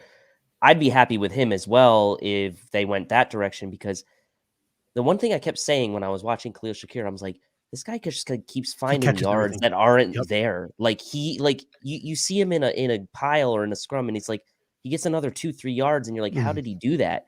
Because he's obviously not a big dude. He's only 6 feet, 190. But that was the thing that stood up to me, man. He was able to get these sneaky extra yards that we have praised Cole Beasley about, for over the years, where he's able to kind of like get that extra yard or 2 as he turns his shoulder the right way, right, as he runs his route, because his momentum's taking him upfield already. And that's something that I think both Phillips and Shakir bring to the table. And I would be very okay with the Bills drafting either one of those guys as an heir apparent slot to Cole Beasley. Shakir reminds me of and gives me vibes of Robert Woods. Like he's a guy he's one to get his hands dirty when he's blocking for running backs. He's a guy who just finds the open spot. He's a guy who can get, like you said, get those tough yards. He just catches everything. Great short area burst and great short area quickness coming out of his routes. That's what I love about Khalil Don't sleep on Shakir. Phillips though. Phillips I'm is not good. sleeping on Phillips. I'm not sleeping on Phillips, Okay. but I prefer Shakir to Phillips. But Phillips, I think, would get the nod from most people because he's got the speed. Speaking of slot guys, I'm gonna take a shot every time Thursday night. Like I'm gonna have closed captioning on as I'm watching the combine on YouTube TV while we're doing this live broadcast. I'm gonna have the closed captioning on. I'm gonna have like a bottle of some kind of liquor here. I'm gonna take a shot every time someone compares Slade Bolden to Hunter Renfrow. It's gonna happen. It has to happen.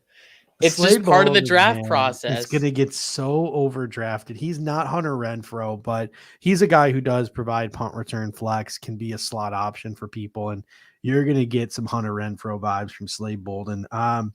Before we head out, Charleston Rambo, I think his 40 time could be huge for him because he had a good Shrine Bowl week. Kevin Austin Jr. from Notre Dame is someone who doesn't really get talked about, but he should test well. I think Justin Ross could be one of the talks of the combine. He was like a top 5 recruit coming out of Clemson. He had that huge national championship game when he was 18 years old. And he sort of injuries have taken over since then. But Tyquan Thornton could raise some eyebrows with his 40. I love me some Tyquan Thornton. I can't go a show without talking about 6'2", 180 pound track star Tyquan Thornton. He's more of just a downfield guy at this point. A guy who you're just going to ask to run in a straight line on the boundary.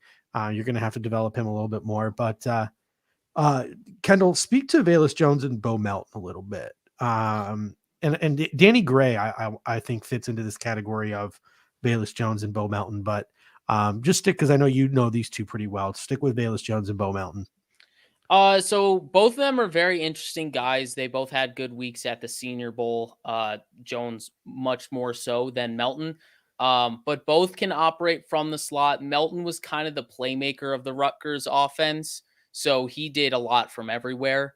But I like he has solid route running. He is fast. He is definitely fast, but he has quickness to his game.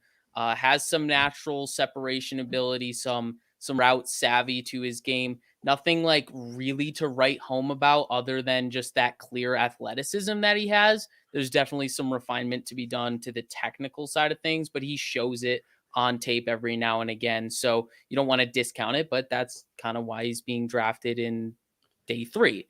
Velus Jones, I think Velus Jones is far and away better than Bo Melton, but he's going to be drafted in the same area because of age, just because of how old he is. And it really makes no sense. Like, dude's 25 years old. I hope that was a mistype. Is he even? He'll be 25 when the season starts. He turns 25 in May. So he'll be 25 when the season starts. 25 is still young. I'm not even 25 yet, and you guys call me baby face. Like, come on, 30. I'm turning 37 in a week. Let's calm it down here with the 25 being old. Right. So Velus Jones is absolutely someone who I think should be on the radar. If you're someone who's thinking Bill's got to go defense, like they really gotta go defense early, Velus Jones is a guy you could think about adding to this wide receiver room late. Bo Melton falls into that area of cost effectiveness with the wide receiver additions in the draft. So Velus Jones, Bo Melton, those are guys you kind of want to target if your philosophy draft defense early in this draft. So that's why I'm looking at them as viable slot options. I guess guys that can mold into the slot options moving forward. I think right now both of them are just good athletes that have operated out of the slot, but both need a little bit more refinement. All right. So before we move over to tight ends, one guy you think is going to be the talk of the town after the combine, Dave, who's the guy who's going to be the talk of the NFL? Wide receiver coming out of the combine. Oh man. I think it's going to be Calvin Austin. I think he's going to run super fast time and he's going to do really well in the drills. I just feel like, he was getting gushed over at the Senior Bowl. I see that continuing into the combine and for the gap of time that we haven't talked about him since the Senior Bowl, that will pick up again after the combine. By chance, thinks it's going to be George Pickens. Who you got, Kendall? Who you think is going to be the talk? I think Wan'Dale Robinson is going to blow everyone out of the water with testing. I really do. Everything you see on tape, he's every bit of jitterbug that Calvin Austin is. I just think he's a hair better. Yeah, I'm assuming he's going to be the talk of the town. But sneaky pick, it's actually probably not that sneaky, but Jahan Dotson, let's be honest, every Penn State football player is just an amazing athlete. And I don't know what they feed them down there, but they feed them like combine Cheerios over there. They always perform like crazy at the combine. So I'm never going to discount a Penn State football player at the combine. Yeah, obviously, I think that Treylon Burks is the easy one to go with as the guy who's going to be the talk of the combine. But if I'm going for a sleeper, once again, I think this guy could work his way up into being possibly a day 2 pick. I'm being dead serious. Isaiah Weston, Northern Illinois or Northern Iowa, 6'4", 215 pounds. I think he could clock a 4.3 40. He is that fast. And if he clocks a 4.4, I think he's going to have an insane 10-yard split. So I think a guy like Isaiah Weston could really make a name for himself at the combine. He's a name that you might not know Thursday night or Thursday morning, but you will know his name Thursday night. And Michelle Holloman comes in and says David Bell. He's another one, super interesting. Another guy who gives me sort of Robert Woods vibes because he's not the fastest guy in the world. So his 40 time is going to be huge, but I mean, dude just catches everything, uber physical. He's going to be really interesting. I'm not going to lie to you. I just don't see David Bell's fit with the Buffalo Bills. Fitting him into this wide receiver room. I think in terms of piecing him into the wide receiver room, I just don't see the fit there, but I do like him as a player, just not for the Buffalo Bills. All right, tight ends, which I do have a graphic for. Putting the tight ends up here, the notable names, Greg Dulcich from UCLA had a great Senior Bowl. Jake Ferguson from Wisconsin had a great Senior Bowl. Isaiah Likely from Coastal Carolina. Trey McBride from Colorado State. Cade Otton from Washington. Jeremy Ruckert from Ohio State. Cole Turner from Nevada. Jelani Woods was the Shrine Bowl, prince. Everyone loved Jelani Woods from the Shrine Bowl. Jalen Weidermeyer from Texas A&M, super interesting. And I'll throw Charlie Kohler in there just for Randy Hardman, even though he had a rough time at the Senior Bowl. He did. Your boy Lettuce comes in and says, Greg Dulcich, round 3. We have tight end 2 settled. I made this comment on Twitter today. My top 2 tight ends in terms of fits for the Bills and where they will be taken in the draft. It's Greg Dulcich and it's Jake Ferguson, 3rd or the 4th round. Those are the 2 guys. Greg Dulcich, I just really like coming out of that Chip Kelly system. He can get down the field and he can make plays down the field while still being a pretty decent inline blocker in 2020 in 12 personnel. And Jake Ferguson just gives me Dallas Goedert vibes. I'm really digging Jake Ferguson's tape and just he's such a great catcher of the football. Like he catches everything that comes his way. So Jake Ferguson's a guy I'm really digging. Who are some tight ends that you guys are looking forward to seeing? Dave, I'll start with you. Yeah, it's funny. I feel like this is one of the rare cases where I think we differ philosophically. Like I'm not like I like Dulcich and I like Ferguson, but both of them are not great run blocking tight ends. And that's where like it kind of I don't know why, but I've kind of gravitated to make like when I'm researching my tight ends, I like want to make sure that they can run block. And so I kind of look at that first, and then I kind of go to the athleticism, the catching ability, that type of thing, because I guess I don't really know how to answer what the Bills what are they looking for in their second tight end? Are they looking for a guy that can be a receiving threat, more of a receiving threat, or are they looking for a guy who can come in and help block and add that extra blocking ability? We saw the Bills bench Tommy Sweeney at the end of the year in favor of Tommy Doyle to get that extra blocking. So my head kind of goes towards that.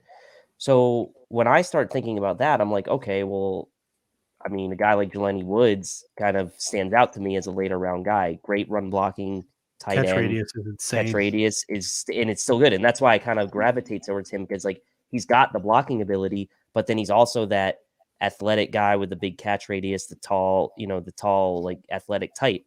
So I kind of lean towards guys like that, but I can understand why people want like a Dulcich. Like I get it. Like I'm not against it, but like I look at guys like Jelani Woods. I look at guys like Cade Otton, right, that you mentioned. Like those guys kind of look to me like maybe they'd be more of like, if the Bills are looking for more of a run blocking type that can also add something to you for you on offense, then that maybe would be the direction I go. Yeah, I mean, Kendall, where are you? I'll go to you first. Where are you going with tight ends here? What are some guys you have an eye on? I mean, I should definitely just echo what Dave is saying, because what I'm looking for this offseason is definitely more that mold of blocking first, bonus if they add some pass catching ability. My dream, I literally went and scouted him in person, is Trey McBride, but Silas came in and said, TE1 Trey no, McBride? I mean, that's the thing. Like, he is tight end one. Like, Buffalo probably isn't taking a tight end. I'm going to push that round to round like 4. I don't think they're going to take one until round 4. But I think the idea here from Silas is right. It doesn't seem smart to invest a high-ish draft pick into what's going to be a tight end 2, unless the Bills really do have plans to go heavy into 12 personnel. And if that's the case, I think they should really consider Trey McBride, because there's a chance that he's falling into that second round. And if you're planning on using 2 tight ends a lot, that's someone he's a really good run blocker. They didn't do a whole lot of passing at Colorado State, but when they did, they made sure they targeted him because he was also their best pass catcher. And so he's tight end 1, so it's a pipe dream, guys. I shouldn't even be bringing it up. Here's what I'm going to say, Kendall. If you are willing to invest pick 57 in a tight end, here's, I think, what you're hoping for. Trey McBride, I think, is going to blow up the combine. It'll probably be the talk of the combine. For those people who don't yet know who Colorado State's Trey McBride is, if the Senior Bowl didn't enlighten them, the combine sure as heck is going to enlighten them as to who Trey McBride is. But there's a tight end out there who could test his way to TE1. And he could get some of the scouts and some of the GMs and some of the coaching staffs drooling. You talking about Jalen? Talking about Jalen Weidemeyer from Texas A&M, a guy Yeah. severely underutilized at Texas A&M, a guy who is just an absolute physical freak. Jalen Weidemeyer is that ball of clay where he had all that potential, and he could end up being like the OJ Howard of this draft, not the same type of player, obviously a lot shorter, but just Jalen Weidemeyer could be that guy where someone just falls in love and takes that to TE1 based on all the physical traits and the physical attributes that you see from Jalen Weidemeyer. I feel the same way about Weidemeyer as I do with Likely. I feel like Weidemeyer, Likely, and McBride, they're all like fighting for TE1, but at the end of the day, McBride has the highest floor, and if you want to take the higher ceilings, go for it with Weidemeyer and Likely, but it's not as much of a guarantee as McBride, and for that reason, McBride might slip. Yeah, and Claude Puy mentioned a couple of guys here. I think that James Mitchell, medicals will be huge for him, missing a lot of time there at Virginia Tech, but he's a very versatile guy who can run block, can pass catch, do a bunch of different things as sort of a move tight end there at Virginia Tech. And he mentioned to me one of the biggest snoozes of the tight end class. I'm so sick and tired of these like 6'5", 250-pound, like Ohio State, like Notre Dame. Jeremy Ruckert, give me a break. Like, what are your guys' thoughts on Jeremy Ruckert? I've yet to dive into him. He's gonna be drafted. I have 0 notes on him because I didn't want to even talk about him. He's gonna be just like Nick Vannett. He's gonna be like drafted in the 3rd, 4th round and just do absolutely nothing in his entire career and still get contract after contract. Like, just because he's 6'5", 250 pounds and went to Ohio State. Like, I'm just not big on Jeremy Ruckert. I understand that highly sought after recruit. Oh, he shouldn't have went to Ohio State. He was underutilized there. Some NFL team is going to unleash us, but I don't think so. Like, I think I'm going to have to look into him. An absolute snooze. Randy says, here's a guy who I think got dissed from a lot of tight ends. I think got dissed by the combine. I have one that I want to say. Nick Muse was dissed by the combine. Derek Deese. That's my guy. The combine. Yeah, I love Derek Deese. He was dissed. Garrett Prince was dissed by the combine. It's so weird because some of these guys at the end, like, no offense to Curtis Hodges, like, I know 6'7", 250 pounds, almost 6'8", kind of intrigues you a little bit, but like, what the hell did Curtis Hodges do to get himself to the combine? Like, no offense. Like, I think he could be a guy you draft in the 7th round or bring in as a UDFA. that pops a little bit, but you're hardly getting like Darren Waller Jr. Who's the guy? and, Wasn't like, there a guy Curtis from like Hodges. Indiana who got invited to the The combine? thing with Hendershot. the thing with Peyton Yeah. Hendershot is Peyton Hendershot's a dude, right? Like Yeah, he is. he was a dude, guy okay. who had a really good start to his career. He got arrested for something and like missed an entire year at Indiana while he had pending charges on something. For the life of me, I can't remember what it was. So a guy like Peyton Hendershot, I understand, because like he's a dude. I'm surprised Daniel Bellinger after his combine even got an invite. He was rough at the Senior Bowl, man. Talk about. I feel so differently about Bellinger at the. I like Senior Bellinger. Bowl. I like. I do Bellinger. too. I haven't seen any of his tape except for what he did at the Senior Bowl, and he kept coming down with catches in 1v1s against safeties and linebackers. I know they don't mean much because it's 1v1s where they can literally run in circles and get open. But like he kept coming down with good, tough catches, and Russell Brown said he struggled though. I mean, it's like so. I don't know. He probably struggled in other areas. He probably did. Yeah. I mean, to me, Daniel Bellinger is kind of like that Tommy Sweeney mold, though, right? Like guy you get in the 6th, 7th round, like he doesn't do anything, super flashy. And it's just he's just a guy. I mean, Trey Berry is a guy you might want to consider being a snub from BC. I like Lucas Kroll, like just a bunch of dudes that got snubbed. But at the end of the day, aren't the Bills just looking for just a guy that's a hair better than Tommy Sweeney at the end of the day? Are you looking for what I was saying in Trey McBride, someone that forces your offense to go into 12 personnel, or are you looking for someone that can make you sufficient out of 12 personnel? If it's me, I'm looking for a early day 3. Like a Jelani Woods. That's what I'm looking for if I'm the Bills, because then you get it's more than marginally better than Tommy Sweeney, but you're not investing a huge draft capital in it, and you're not shuffling over the bargain bin free agents every year like with Tyler Kroft and Jacob Hollister and whatever. You get a guy that you can legitimately have as your TE2 for the next 4 or 5 years. Yeah. And again, who knows, right? You have 2 6, 2 7s. Like maybe you end up having an extra 5th round pick by trading up, that you go up and you get a Jelani Woods in the 5th round. Like, so that to me is kind of the sweet spot. If you're not going to go for a Trey McBride super early, that to me is the sweet spot. Anything like after that, like Steve was mentioning, like Bellinger being kind of just a dude, or, these other guys being just kind of dude, like, then it's kind of a waste to me at that point. Then you're better off just going out and signing like a Will Disley. That makes sense. Okay. Randy, Josh Wiley, he returned to Cincinnati, which shocked me. He did. It shocked me. Oh. Yeah. That was something where I didn't see him on the combine list, and obviously he wasn't a senior, so you didn't see him on the Senior Bowl list or anything like that. And then the combine list came and went, and he wasn't on there. He went back to Cincinnati. Which shocked me with all the talent that's leaving Cincinnati. Yeah, that's what's weird about it. I know he played with a broken collarbone most of the year, and his stats weren't great, but I think he would have blown up the combine. That's a guy who would have blown up the combine. But super interesting. Cole Turner's a guy I want to talk about because I don't like Cole Turner. I like Cole Turner throwing up the ball, and Cole Turner can go get it. I don't like anything else about Cole Turner's game. Do you have any thoughts on Cole Turner, Kendall? I know you've checked out a bunch of Nevada tape. Yeah, I've watched a lot of Nevada. I think the thing with him is he's not in that mold where he's giving you a better Sweeney. You're getting another pass catcher where, you can run 12 personnel, but are you really fearing anyone with your run blocking ability with all 7 guys on that front? You're really only afraid of 6, and you have a weak link there. So that's kind of my thing with Cole Turner. It's like, yes, he would be interesting if you're going for that like Patriots offense with 12 personnel where you have 2 guys that can really catch the football and make plays after catching the football. But I don't think that's what the Bills want to do with their 12 personnel. I think they want to have 2 tight ends, Knox, who is pretty evenly split between his pass catching and blocking ability, and that second guy who's better at blocking for sure and gives you a bonus as a pass catcher. So that's kind of why I am cold on Cole. All right, let's go around the horn on tight ends here. Who's the name we're all talking about on Monday? Dave, we'll start with you.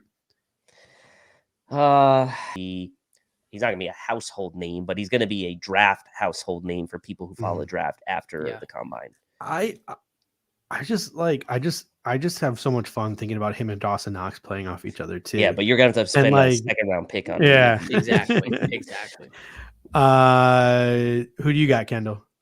My guy, I mean, it's pretty obvious. It's gonna be Jalen Weidermeyer, but I don't want to take yours, Judge. But I feel like if I'm not going on the beaten path, it's probably going to be Greg Dulcich. If he can put up like good bench reps, I think everything else is going to be fine. More than fine. I think everything else is going to be great. If he can really give some good bench reps there, I think a lot of concerns go out the window with him. And you're like, okay, he has the strength, and now we just got to work on the technical stuff to make him a better blocker.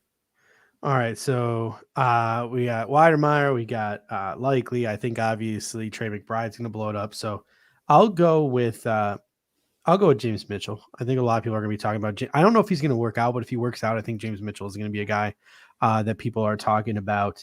On Monday as a guy who stepped up. Apparently in the comment section, some people are saying the feed went out for a second. Maybe when we hit the hour 30 mark, YouTube was like, what the hell are you guys still doing here? It looks like I'm still streaming it on YouTube. It looks like it's. Yeah, I just pulled it up on my phone. It's looking good. So hopefully it's back now for anyone. If there's any issues, obviously let us know in the comment section. Much appreciated. I feel like we can probably, brush over offensive tackle a little bit, obviously. There's some really good tackles in this class. Evan Neal's not working out. It's going to be really cool to see Charles Cross, Ike Ekwonu, Bernard Raymond, some of these other tackles in this class. It's going to be interesting to see them work out. There are some names that I do want to go over quickly, though. I really like Cunningham, Myron Cunningham from Arkansas. Yeah. I haven't started. Good Shrine Bowl. Yeah. Right tackle only, but Austin Deculus from LSU had a good Shrine Bowl. Vidarian Lowe had a good Shrine Bowl. Yep. I was really just obsessed with the offensive lineman at the Shrine Bowl. Cordell Volson from North Dakota State had a good Shrine Bowl as well. And then the two names that stick out to me the most, and I think this is a guy who a lot of people are going to be talking about on Monday. Kentucky player, LSU transfer, Dari Rosenthal. I think he's going to be a name that people are talking about. And Luke Tenuta from Virginia Tech. I know Russ Brown is a big fan of Luke Tenuta. So Luke Tenuta, left tackle, right tackle, flex. Just a couple of tackles there. I know, Kendall, any tackles stick out to you that you want to talk about? No, I literally have done no work on tackles. I don't even know who the tackle guys that are actually guards that are listed at. I don't even know yet. And I mean, you hit on the three that I had circled. I had Dare Rosenthal, I had Myron Cunningham, and I had Vidarian Lowe. Those are the three guys I'm very interested in seeing. Silas Whittle says, what about the kid from Arizona State? That's Kellen Dyche. Left tackle only. Him and Max Mitchell are both left tackle only guys. Not a lot of flex. They're more zone blockers, which is probably what the Buffalo Bills are shifting towards, but also at the same time, our tackles right now are so big and beefy that, and they're just crazy dancing bear humans, our two tackles. So I can't imagine us putting a skinny little kid like Kellen Dyche there, drafting him, but he's definitely a third, fourth, fifth round pick for somebody who's going to step in and be a left tackle. So Sean Ryan from UCLA, we're about to get to him because he's probably going to kick inside to guard. So that's where we'll finish our focus here.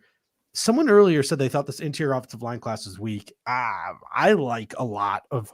I was telling you, Dave, I had 40 dudes I wanted to put a draft eligible grade on.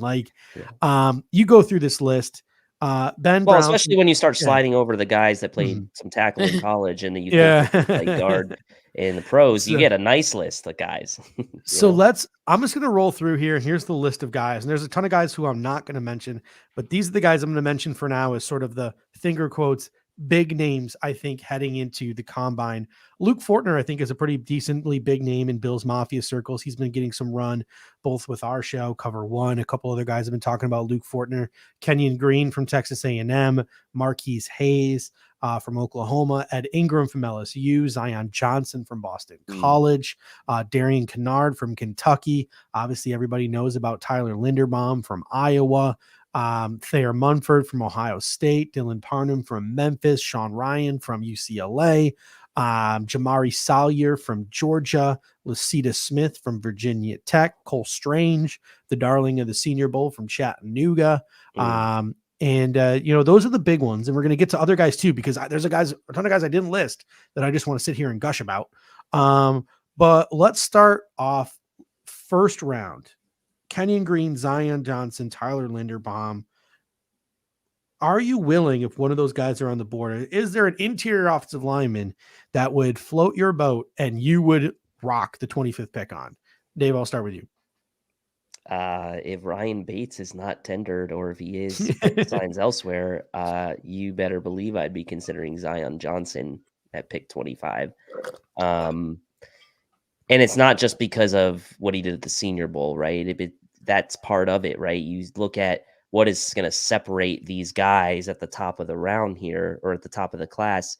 I mean, him taking those extra reps, his ability to go in and say, I'm willing to practice playing center. All these things, and BC having a history of putting very good offensive linemen into the NFL, over the last 15, 20 years. I like Salyer too, David, but I wonder if the Bills go towards a zone, even more of a zone heavy scheme with Cromer, if Salyer's really a fit for them, because he's really more of a power gap type of blocker. But I love Salyer as a player. So Zion to me is the guy that, if for some reason like things just go completely sideways in free agency with Bates, and like who knows, maybe they like don't get Bates back and they cut Darrell Williams to save cap space. Like, yeah, I mean, Zion Johnson is in play for me at pick 25 in that scenario. Hey, Kendall, what do you think? Is there any, and we're going to get back to that zone blocking question in a second, but Kendall, is there anyone that you'd be willing to pull the trigger on at 25, whether it be Zion or Linderbaum or Kenyon Green? Yeah, I think I'd be willing to pull the trigger on all three of those guys. I'd honestly be willing to pull the trigger on any of those three guys, even if Bates is brought back, because we don't know what the future is with Williams. If Bean wants to go in that direction and then take all the money, all the savings back from cutting Williams, so be it. I mean, I don't know if that's necessarily the direction I would go, but I think these interior offensive linemen definitely have to be on the table at 25. Yep. I think tendering Bates and getting Bates definitely pushes it down the list of priorities, but it's still on the table, guys. I mean, at the end of the day, you have two guards. You need two good ones. You can't just have one. So I think Darrell Williams is good. He's sufficient, but I don't know if he's worth his current price tag. So maybe you're looking a year ahead and getting your guy now. And that's where some of the questions come in, right? So Aaron Cromer is now the offensive line coach of the Buffalo Bills. Darrell Williams is a right tackle playing right guard. At the end of the day, he's a right tackle playing right guard. Do the Buffalo Bills want to pay him, even if they are okay paying him, or if he agrees to take a pay cut? We had this conversation on the Cover One, salary cap spectacular. I think it was before we had Aaron Cromer in the fold. It's easy to just envision Darrell Williams cutting his salary down to like the high-end right guards of the world from the right tackle money, and him coming back for the Buffalo Bills, and the Buffalo Bills just running their offensive line back from last year. But then you kind of sort of go back and look at Aaron Cromer's time in LA, and you go back and look at some of the offensive linemen he's had success with. Brian Allen was a 4th-round pick, despite the fact that he had a relatively low RAS score. Austin Blythe had success for the LA Rams as a UDFA that they got off the street. Austin Corbett was a failed 2nd-round draft pick that they traded for, and they resurrected his career. These are all guys in that 6'3", 6'4", 305-pound range. And these are guys who are sort of bargain bin offensive linemen. So you think, do the Buffalo Bills go bargain bin offensive line, or do they go for a top-notch guy? Because Kenyon Green, Zion Johnson, Tyler Linderbaum would be zone guys on steroids. Like, it would just be crazy.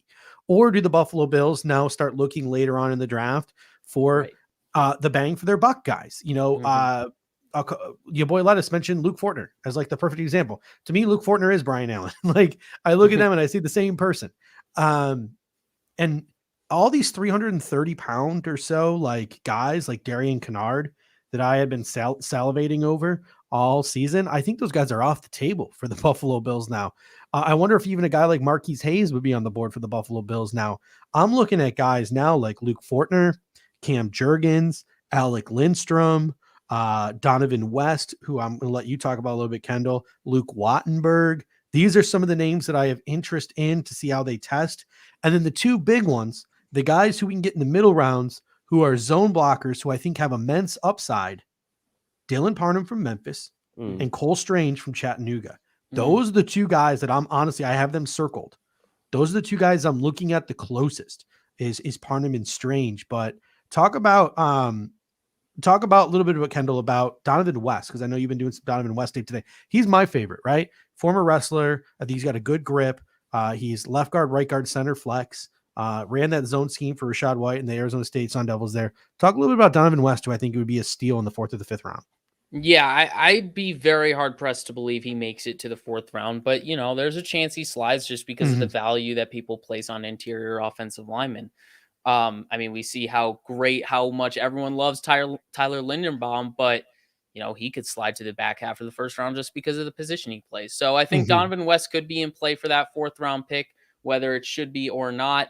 He's really great athlete for someone at his size. He moves with relative ease in that zone blocking scheme. You can see him get laterally side to side, no problem, stays in front of his man, has good reactive athleticism to whatever move the guy in front of him is trying to perform to get around him. But man, at the end of the day, his ability to sustain blocks and make sure people aren't shedding his block, it's incredible. Once that dude gets a grip of you, his latch strength, his grip strength, he doesn't let you go. And because of that, sometimes he'll get people to the ground just because he won't let them go. So he's definitely someone I'm intrigued with because of the Cromer hire. He's not someone I would have been targeting. He was someone I was interested in from the preseason because I heard good stuff. Then I finally looked at him today, and obviously with the idea that we could get back into more of a zone heavy running style, that's a lot of what Arizona State did. So I'm definitely interested in Donovan West. Yeah, I know Cole Strange was a guy that people fell in love with the Senior Bowl. Yeah. I think Cole Strange could go late 2nd, early 3rd round. I think Cole Strange really could have worked himself up for a lot of zone blocking teams. And Luke Wattenberg is a guy that I fell in love with at the Senior Bowl. To me, I really like him as a guy who can play left guard and a guy who can play center. So he gives you a lot of versatility sort of as a backup. Obviously, I don't think I'd ever want a Luke Wattenberg starting on my football team, but I would love him as sort of a depth player who maybe someday could start. Dave, who are some interior offensive linemen that stuck out to you looking over this combine list and guys you're looking forward to seeing? Yeah, I mean, you guys already kind of hit on a lot of them. I do want to see a guy that seems to be polarizing right now. So there's a lot of differing opinions on him is Ed Ingram. And so I'm going to be really curious to see how he tests at the combine, because you have some people who are super high on him and some people who are like, why are, questioning, like, why are you so high on this guy? Like, what's the deal with him? And then West is obviously another one that you mentioned already. Parham is another one you mentioned already. I mean, you guys really hit on pretty much anyone. I mean, Lasita Smith, obviously. He's not going to test well, probably. He's not going to test well. I actually think he will, because of the fact that he put on weight to be an offensive lineman. He was a tight end. Yeah. He can move a little bit. He has sufficient range. I think what I'm most curious is his agility stuff. I think that's what's going to set him back. I feel like the 40-yard dash compared to some other offensive linemen, I feel like he'll be relatively good. But yeah, I think the agility stuff could set him back. I want to ask you guys this question, right? We're talking a lot about Cromer and the zone, the move more towards the zone. Bobby Johnson was here for many years, like a couple years at least. Shouldn't say many, a couple years. We heavy investments in tackles last year between Spencer Brown and Tommy Doyle. How much do you think that the fact that Cromer is the new guy in the building, the new coach, although he was there previously, but with this staff, how much do you think that's going to have an effect on how high of draft capital the Bills will be willing to put in the offensive line? That's a good point. Make him happy early. Yeah, I don't know. Or the opposite, and say you're the new guy and you've had a good reputation with average talent. We're not going to put a huge investment here. I don't know about how high we'll draft guys, but I think by the time this draft is over, we'll have drafted 2 interior offensive linemen. I think we get 2 in I this thought draft. that last year too. Yeah, we ended up taking 2 tackles, but I We do did think take Jack Anderson. Did we though? Does I it mean, feel like we took Jack? drafted him. you drafted Jack so- Anderson. He never plays for you. Did you really draft Jack Anderson? But I mean, yeah, I mean, there are so many names that we haven't even mentioned yet. There's Like so many. Thayer Munford from Ohio so State, many names. left tackle, left guard flex. I like Luke Goedke from Central Michigan, right guard, right tackle flex. Marquise Hayes. You want to get into the freak athlete territory? Tyrese Robinson from Oklahoma can move for a dude his size. Chris Paul from Tulsa can move for a dude his size. Has got a lot of versatility. Was doing tackle stuff and guard stuff at the Senior Bowl. Obviously, I don't think Jamari Salyer fits what the Buffalo Bills are looking for in an offensive lineman anymore, but he could test so well that he does fit. Yeah, You know what I'm that's saying? fair. Like even at his size, the way he moves, he could still fit what the Buffalo Bills are looking for Yeah. in an offensive lineman. Some other names I got on this list. The guy from Southern University, Jatir Carter. I think he's going to test really well. I mean, that dude moves. He moves, man. I think a guy like Ben Brown from Ole Miss, who had a good 2020 but struggled in 2021. Ben Brown could re-raise some eyebrows in Indy. And I actually brought some video. I brought some video for my for this show tonight. And this guy has probably the worst name at the combine, but some of the best highlights. Bill Dunkel from San Diego State. Kendall, have you seen any Bill Dunkel, William Dunkel from San Diego State? Because I know you do that West Coast stuff a lot. No, I've only watched their special teams and their defense. Him and Zach Thomas, 2 of the offensive linemen from San Diego State, got invited to the combine. I was doing a little bit of research. Bill Dunkel is a freak. He is 6'5", 330 pounds. And let's watch how this dude moves here. You see him, looks like Richie Incognito, just laying the lumber on a dude here, at the goal line. And then this next video clip of Bill And he Dunkel, just takes that guy out collateral watch damage. this guy. Like, it's not the greatest because he misses a few, just 40 yards down the field and just mauls a guy at the end. You gotta love That's Judge's guy. And then you see those guys at the end coming in trying to like start a fight with him. He's got some Richie Incognito to his That's game. fair. I like I Bill see Dunkel. that. Okay. I like Bill Dunkel late. And another guy I like late is Andrew Rupsich. Andrew Rupsich from what's it college that he went to? He was at the NFLPA Bowl and he really stuck out the way he finished at the NFLPA Bowl. Where is he on my list here? Something Stockton. Where is it? Why is it just lost on my deep over notes there? here? Culver Stockton. Stockton. Andrew Rupsich. When those guys get invited to the combine, I don't know who they are. There's no reason for that. I dig in. Yeah, and the that's reason why guys like Andrew Rupsich and the reason why guys like Jatir Carter from Southern and the guys like Bill Dunkel are getting combine invites because they're freaks, just like we are freaks. For being an hour 48 into this preview of offensive players here, but yeah, should be super interesting to see. I feel like we probably shouldn't do a snake draft tonight, guys. No, not a chance. I'm not making names up. He's not. I'm looking at the same names, surprisingly. But a couple of names that probably aren't going to pop off anybody's list. I know our guy Merck is a fan of Cam Jurgens from Nebraska, another interior offensive lineman who fits into that Aaron Cromer mold. And a guy like Zach Tom from Wake Forest, who Joe Marino is a big fan of. Yeah, I gotta look into him. Is he someone who's going to move down to guard? Is that what's going on with Zach? Yeah, Tom? His comp is Ryan Bates. That's what Joe Marino comped him to. A guy who can play tackle, a guy who can play guard, maybe even play a little bit of a center. I like Hayden Howerton from SMU. He flashed at the Shrine Bowl. He's a zone blocking only center. And he would not be my first choice, but as a UDFA, he's super interesting. But it's just interesting, right? Like, I think guys like Chasen Hines and Logan Bruce, these like bigger guys, Cade Mays, I think they're off the Bills board at this point. Like, I just don't know with Aaron Cromer in town how heavily they're going to invest in some of these big boys like Darian Kennard. Even like I just don't know. So, listen, I went on Twitter today. So he says Judge doesn't talk about all the guys he likes. So everyone. There are 2 guys in this draft I don't like. There are 2 He's guys found in this draft 2. Two. I saw Josh, that. I saw Josh Jobe, and Haskell Garrett. I don't like them. I don't like them.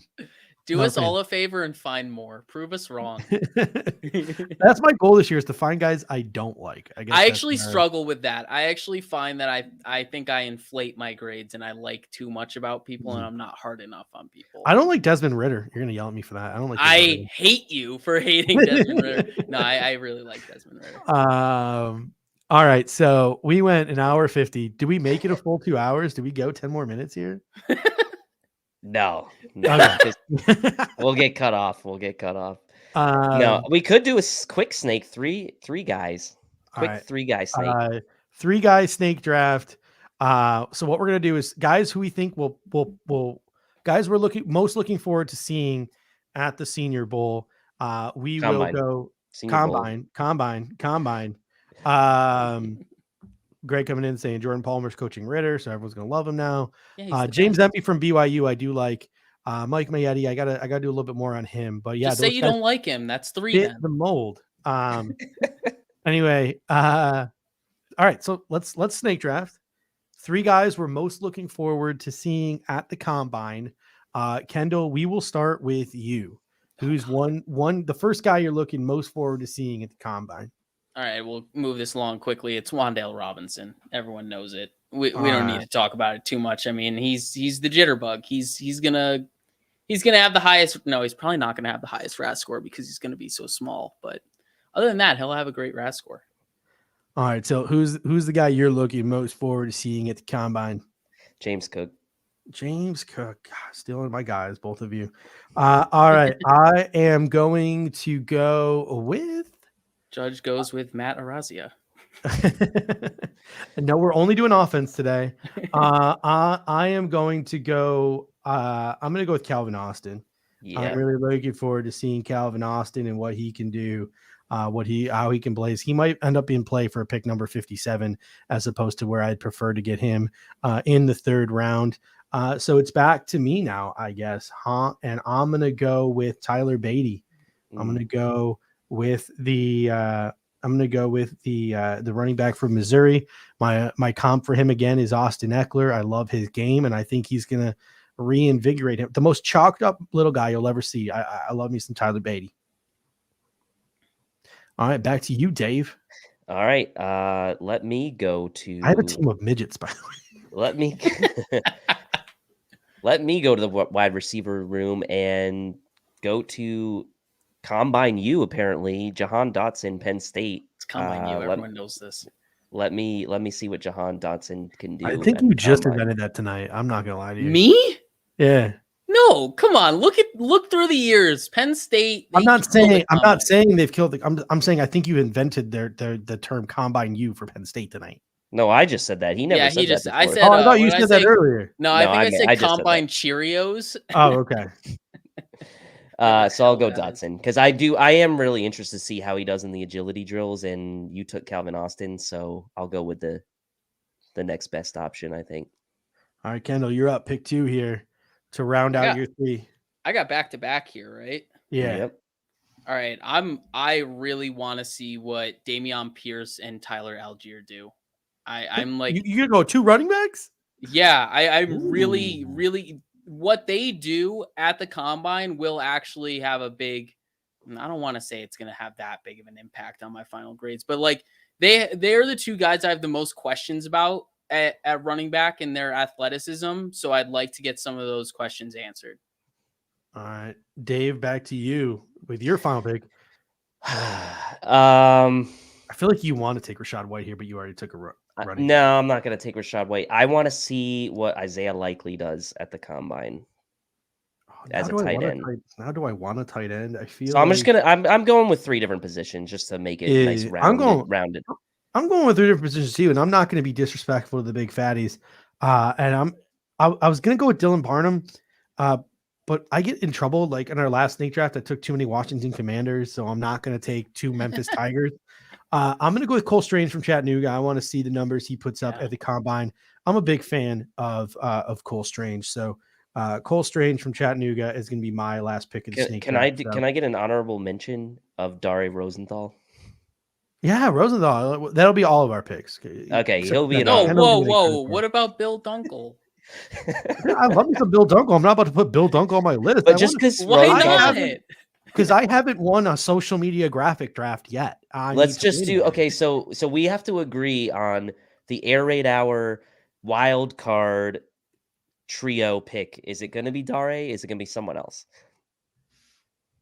I think it should be Dunkel. I mean, look at his widely set shoulders and the way. All right, we're going. Do we want to go Bill Dunkel?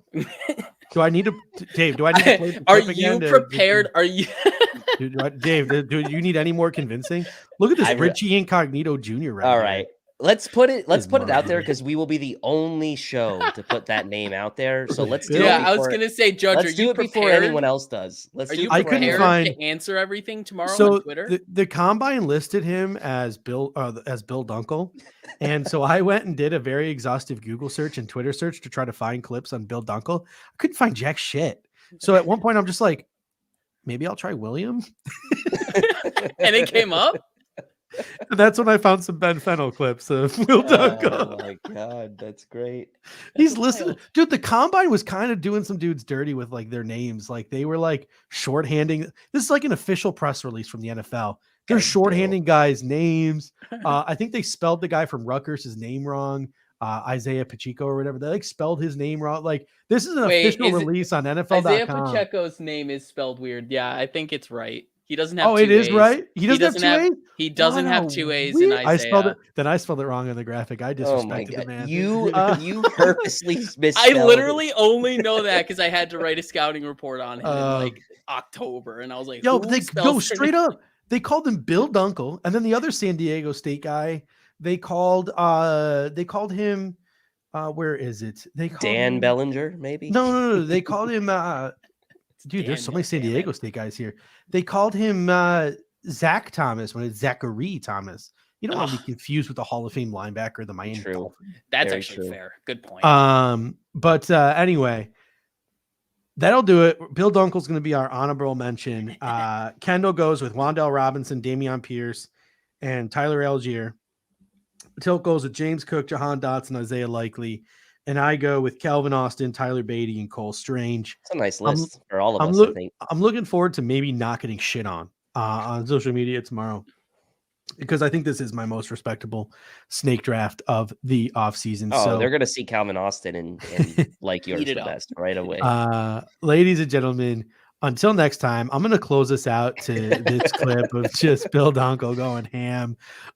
Any final thoughts, gentlemen, as we watch Bill Dunkel just road run some people here to close out the show? Primary UDFA. No, I'm burning the 7th rounder on Bill Dunkel. I've done no work except for these two. You know who we should have burned a 7th rounder on last year? Forrest Merrill playing quality snaps for the Chargers. All right. About that. Ladies and gentlemen, until next time, go Bills. Go Bills. Go Bills. Are we having fun yet?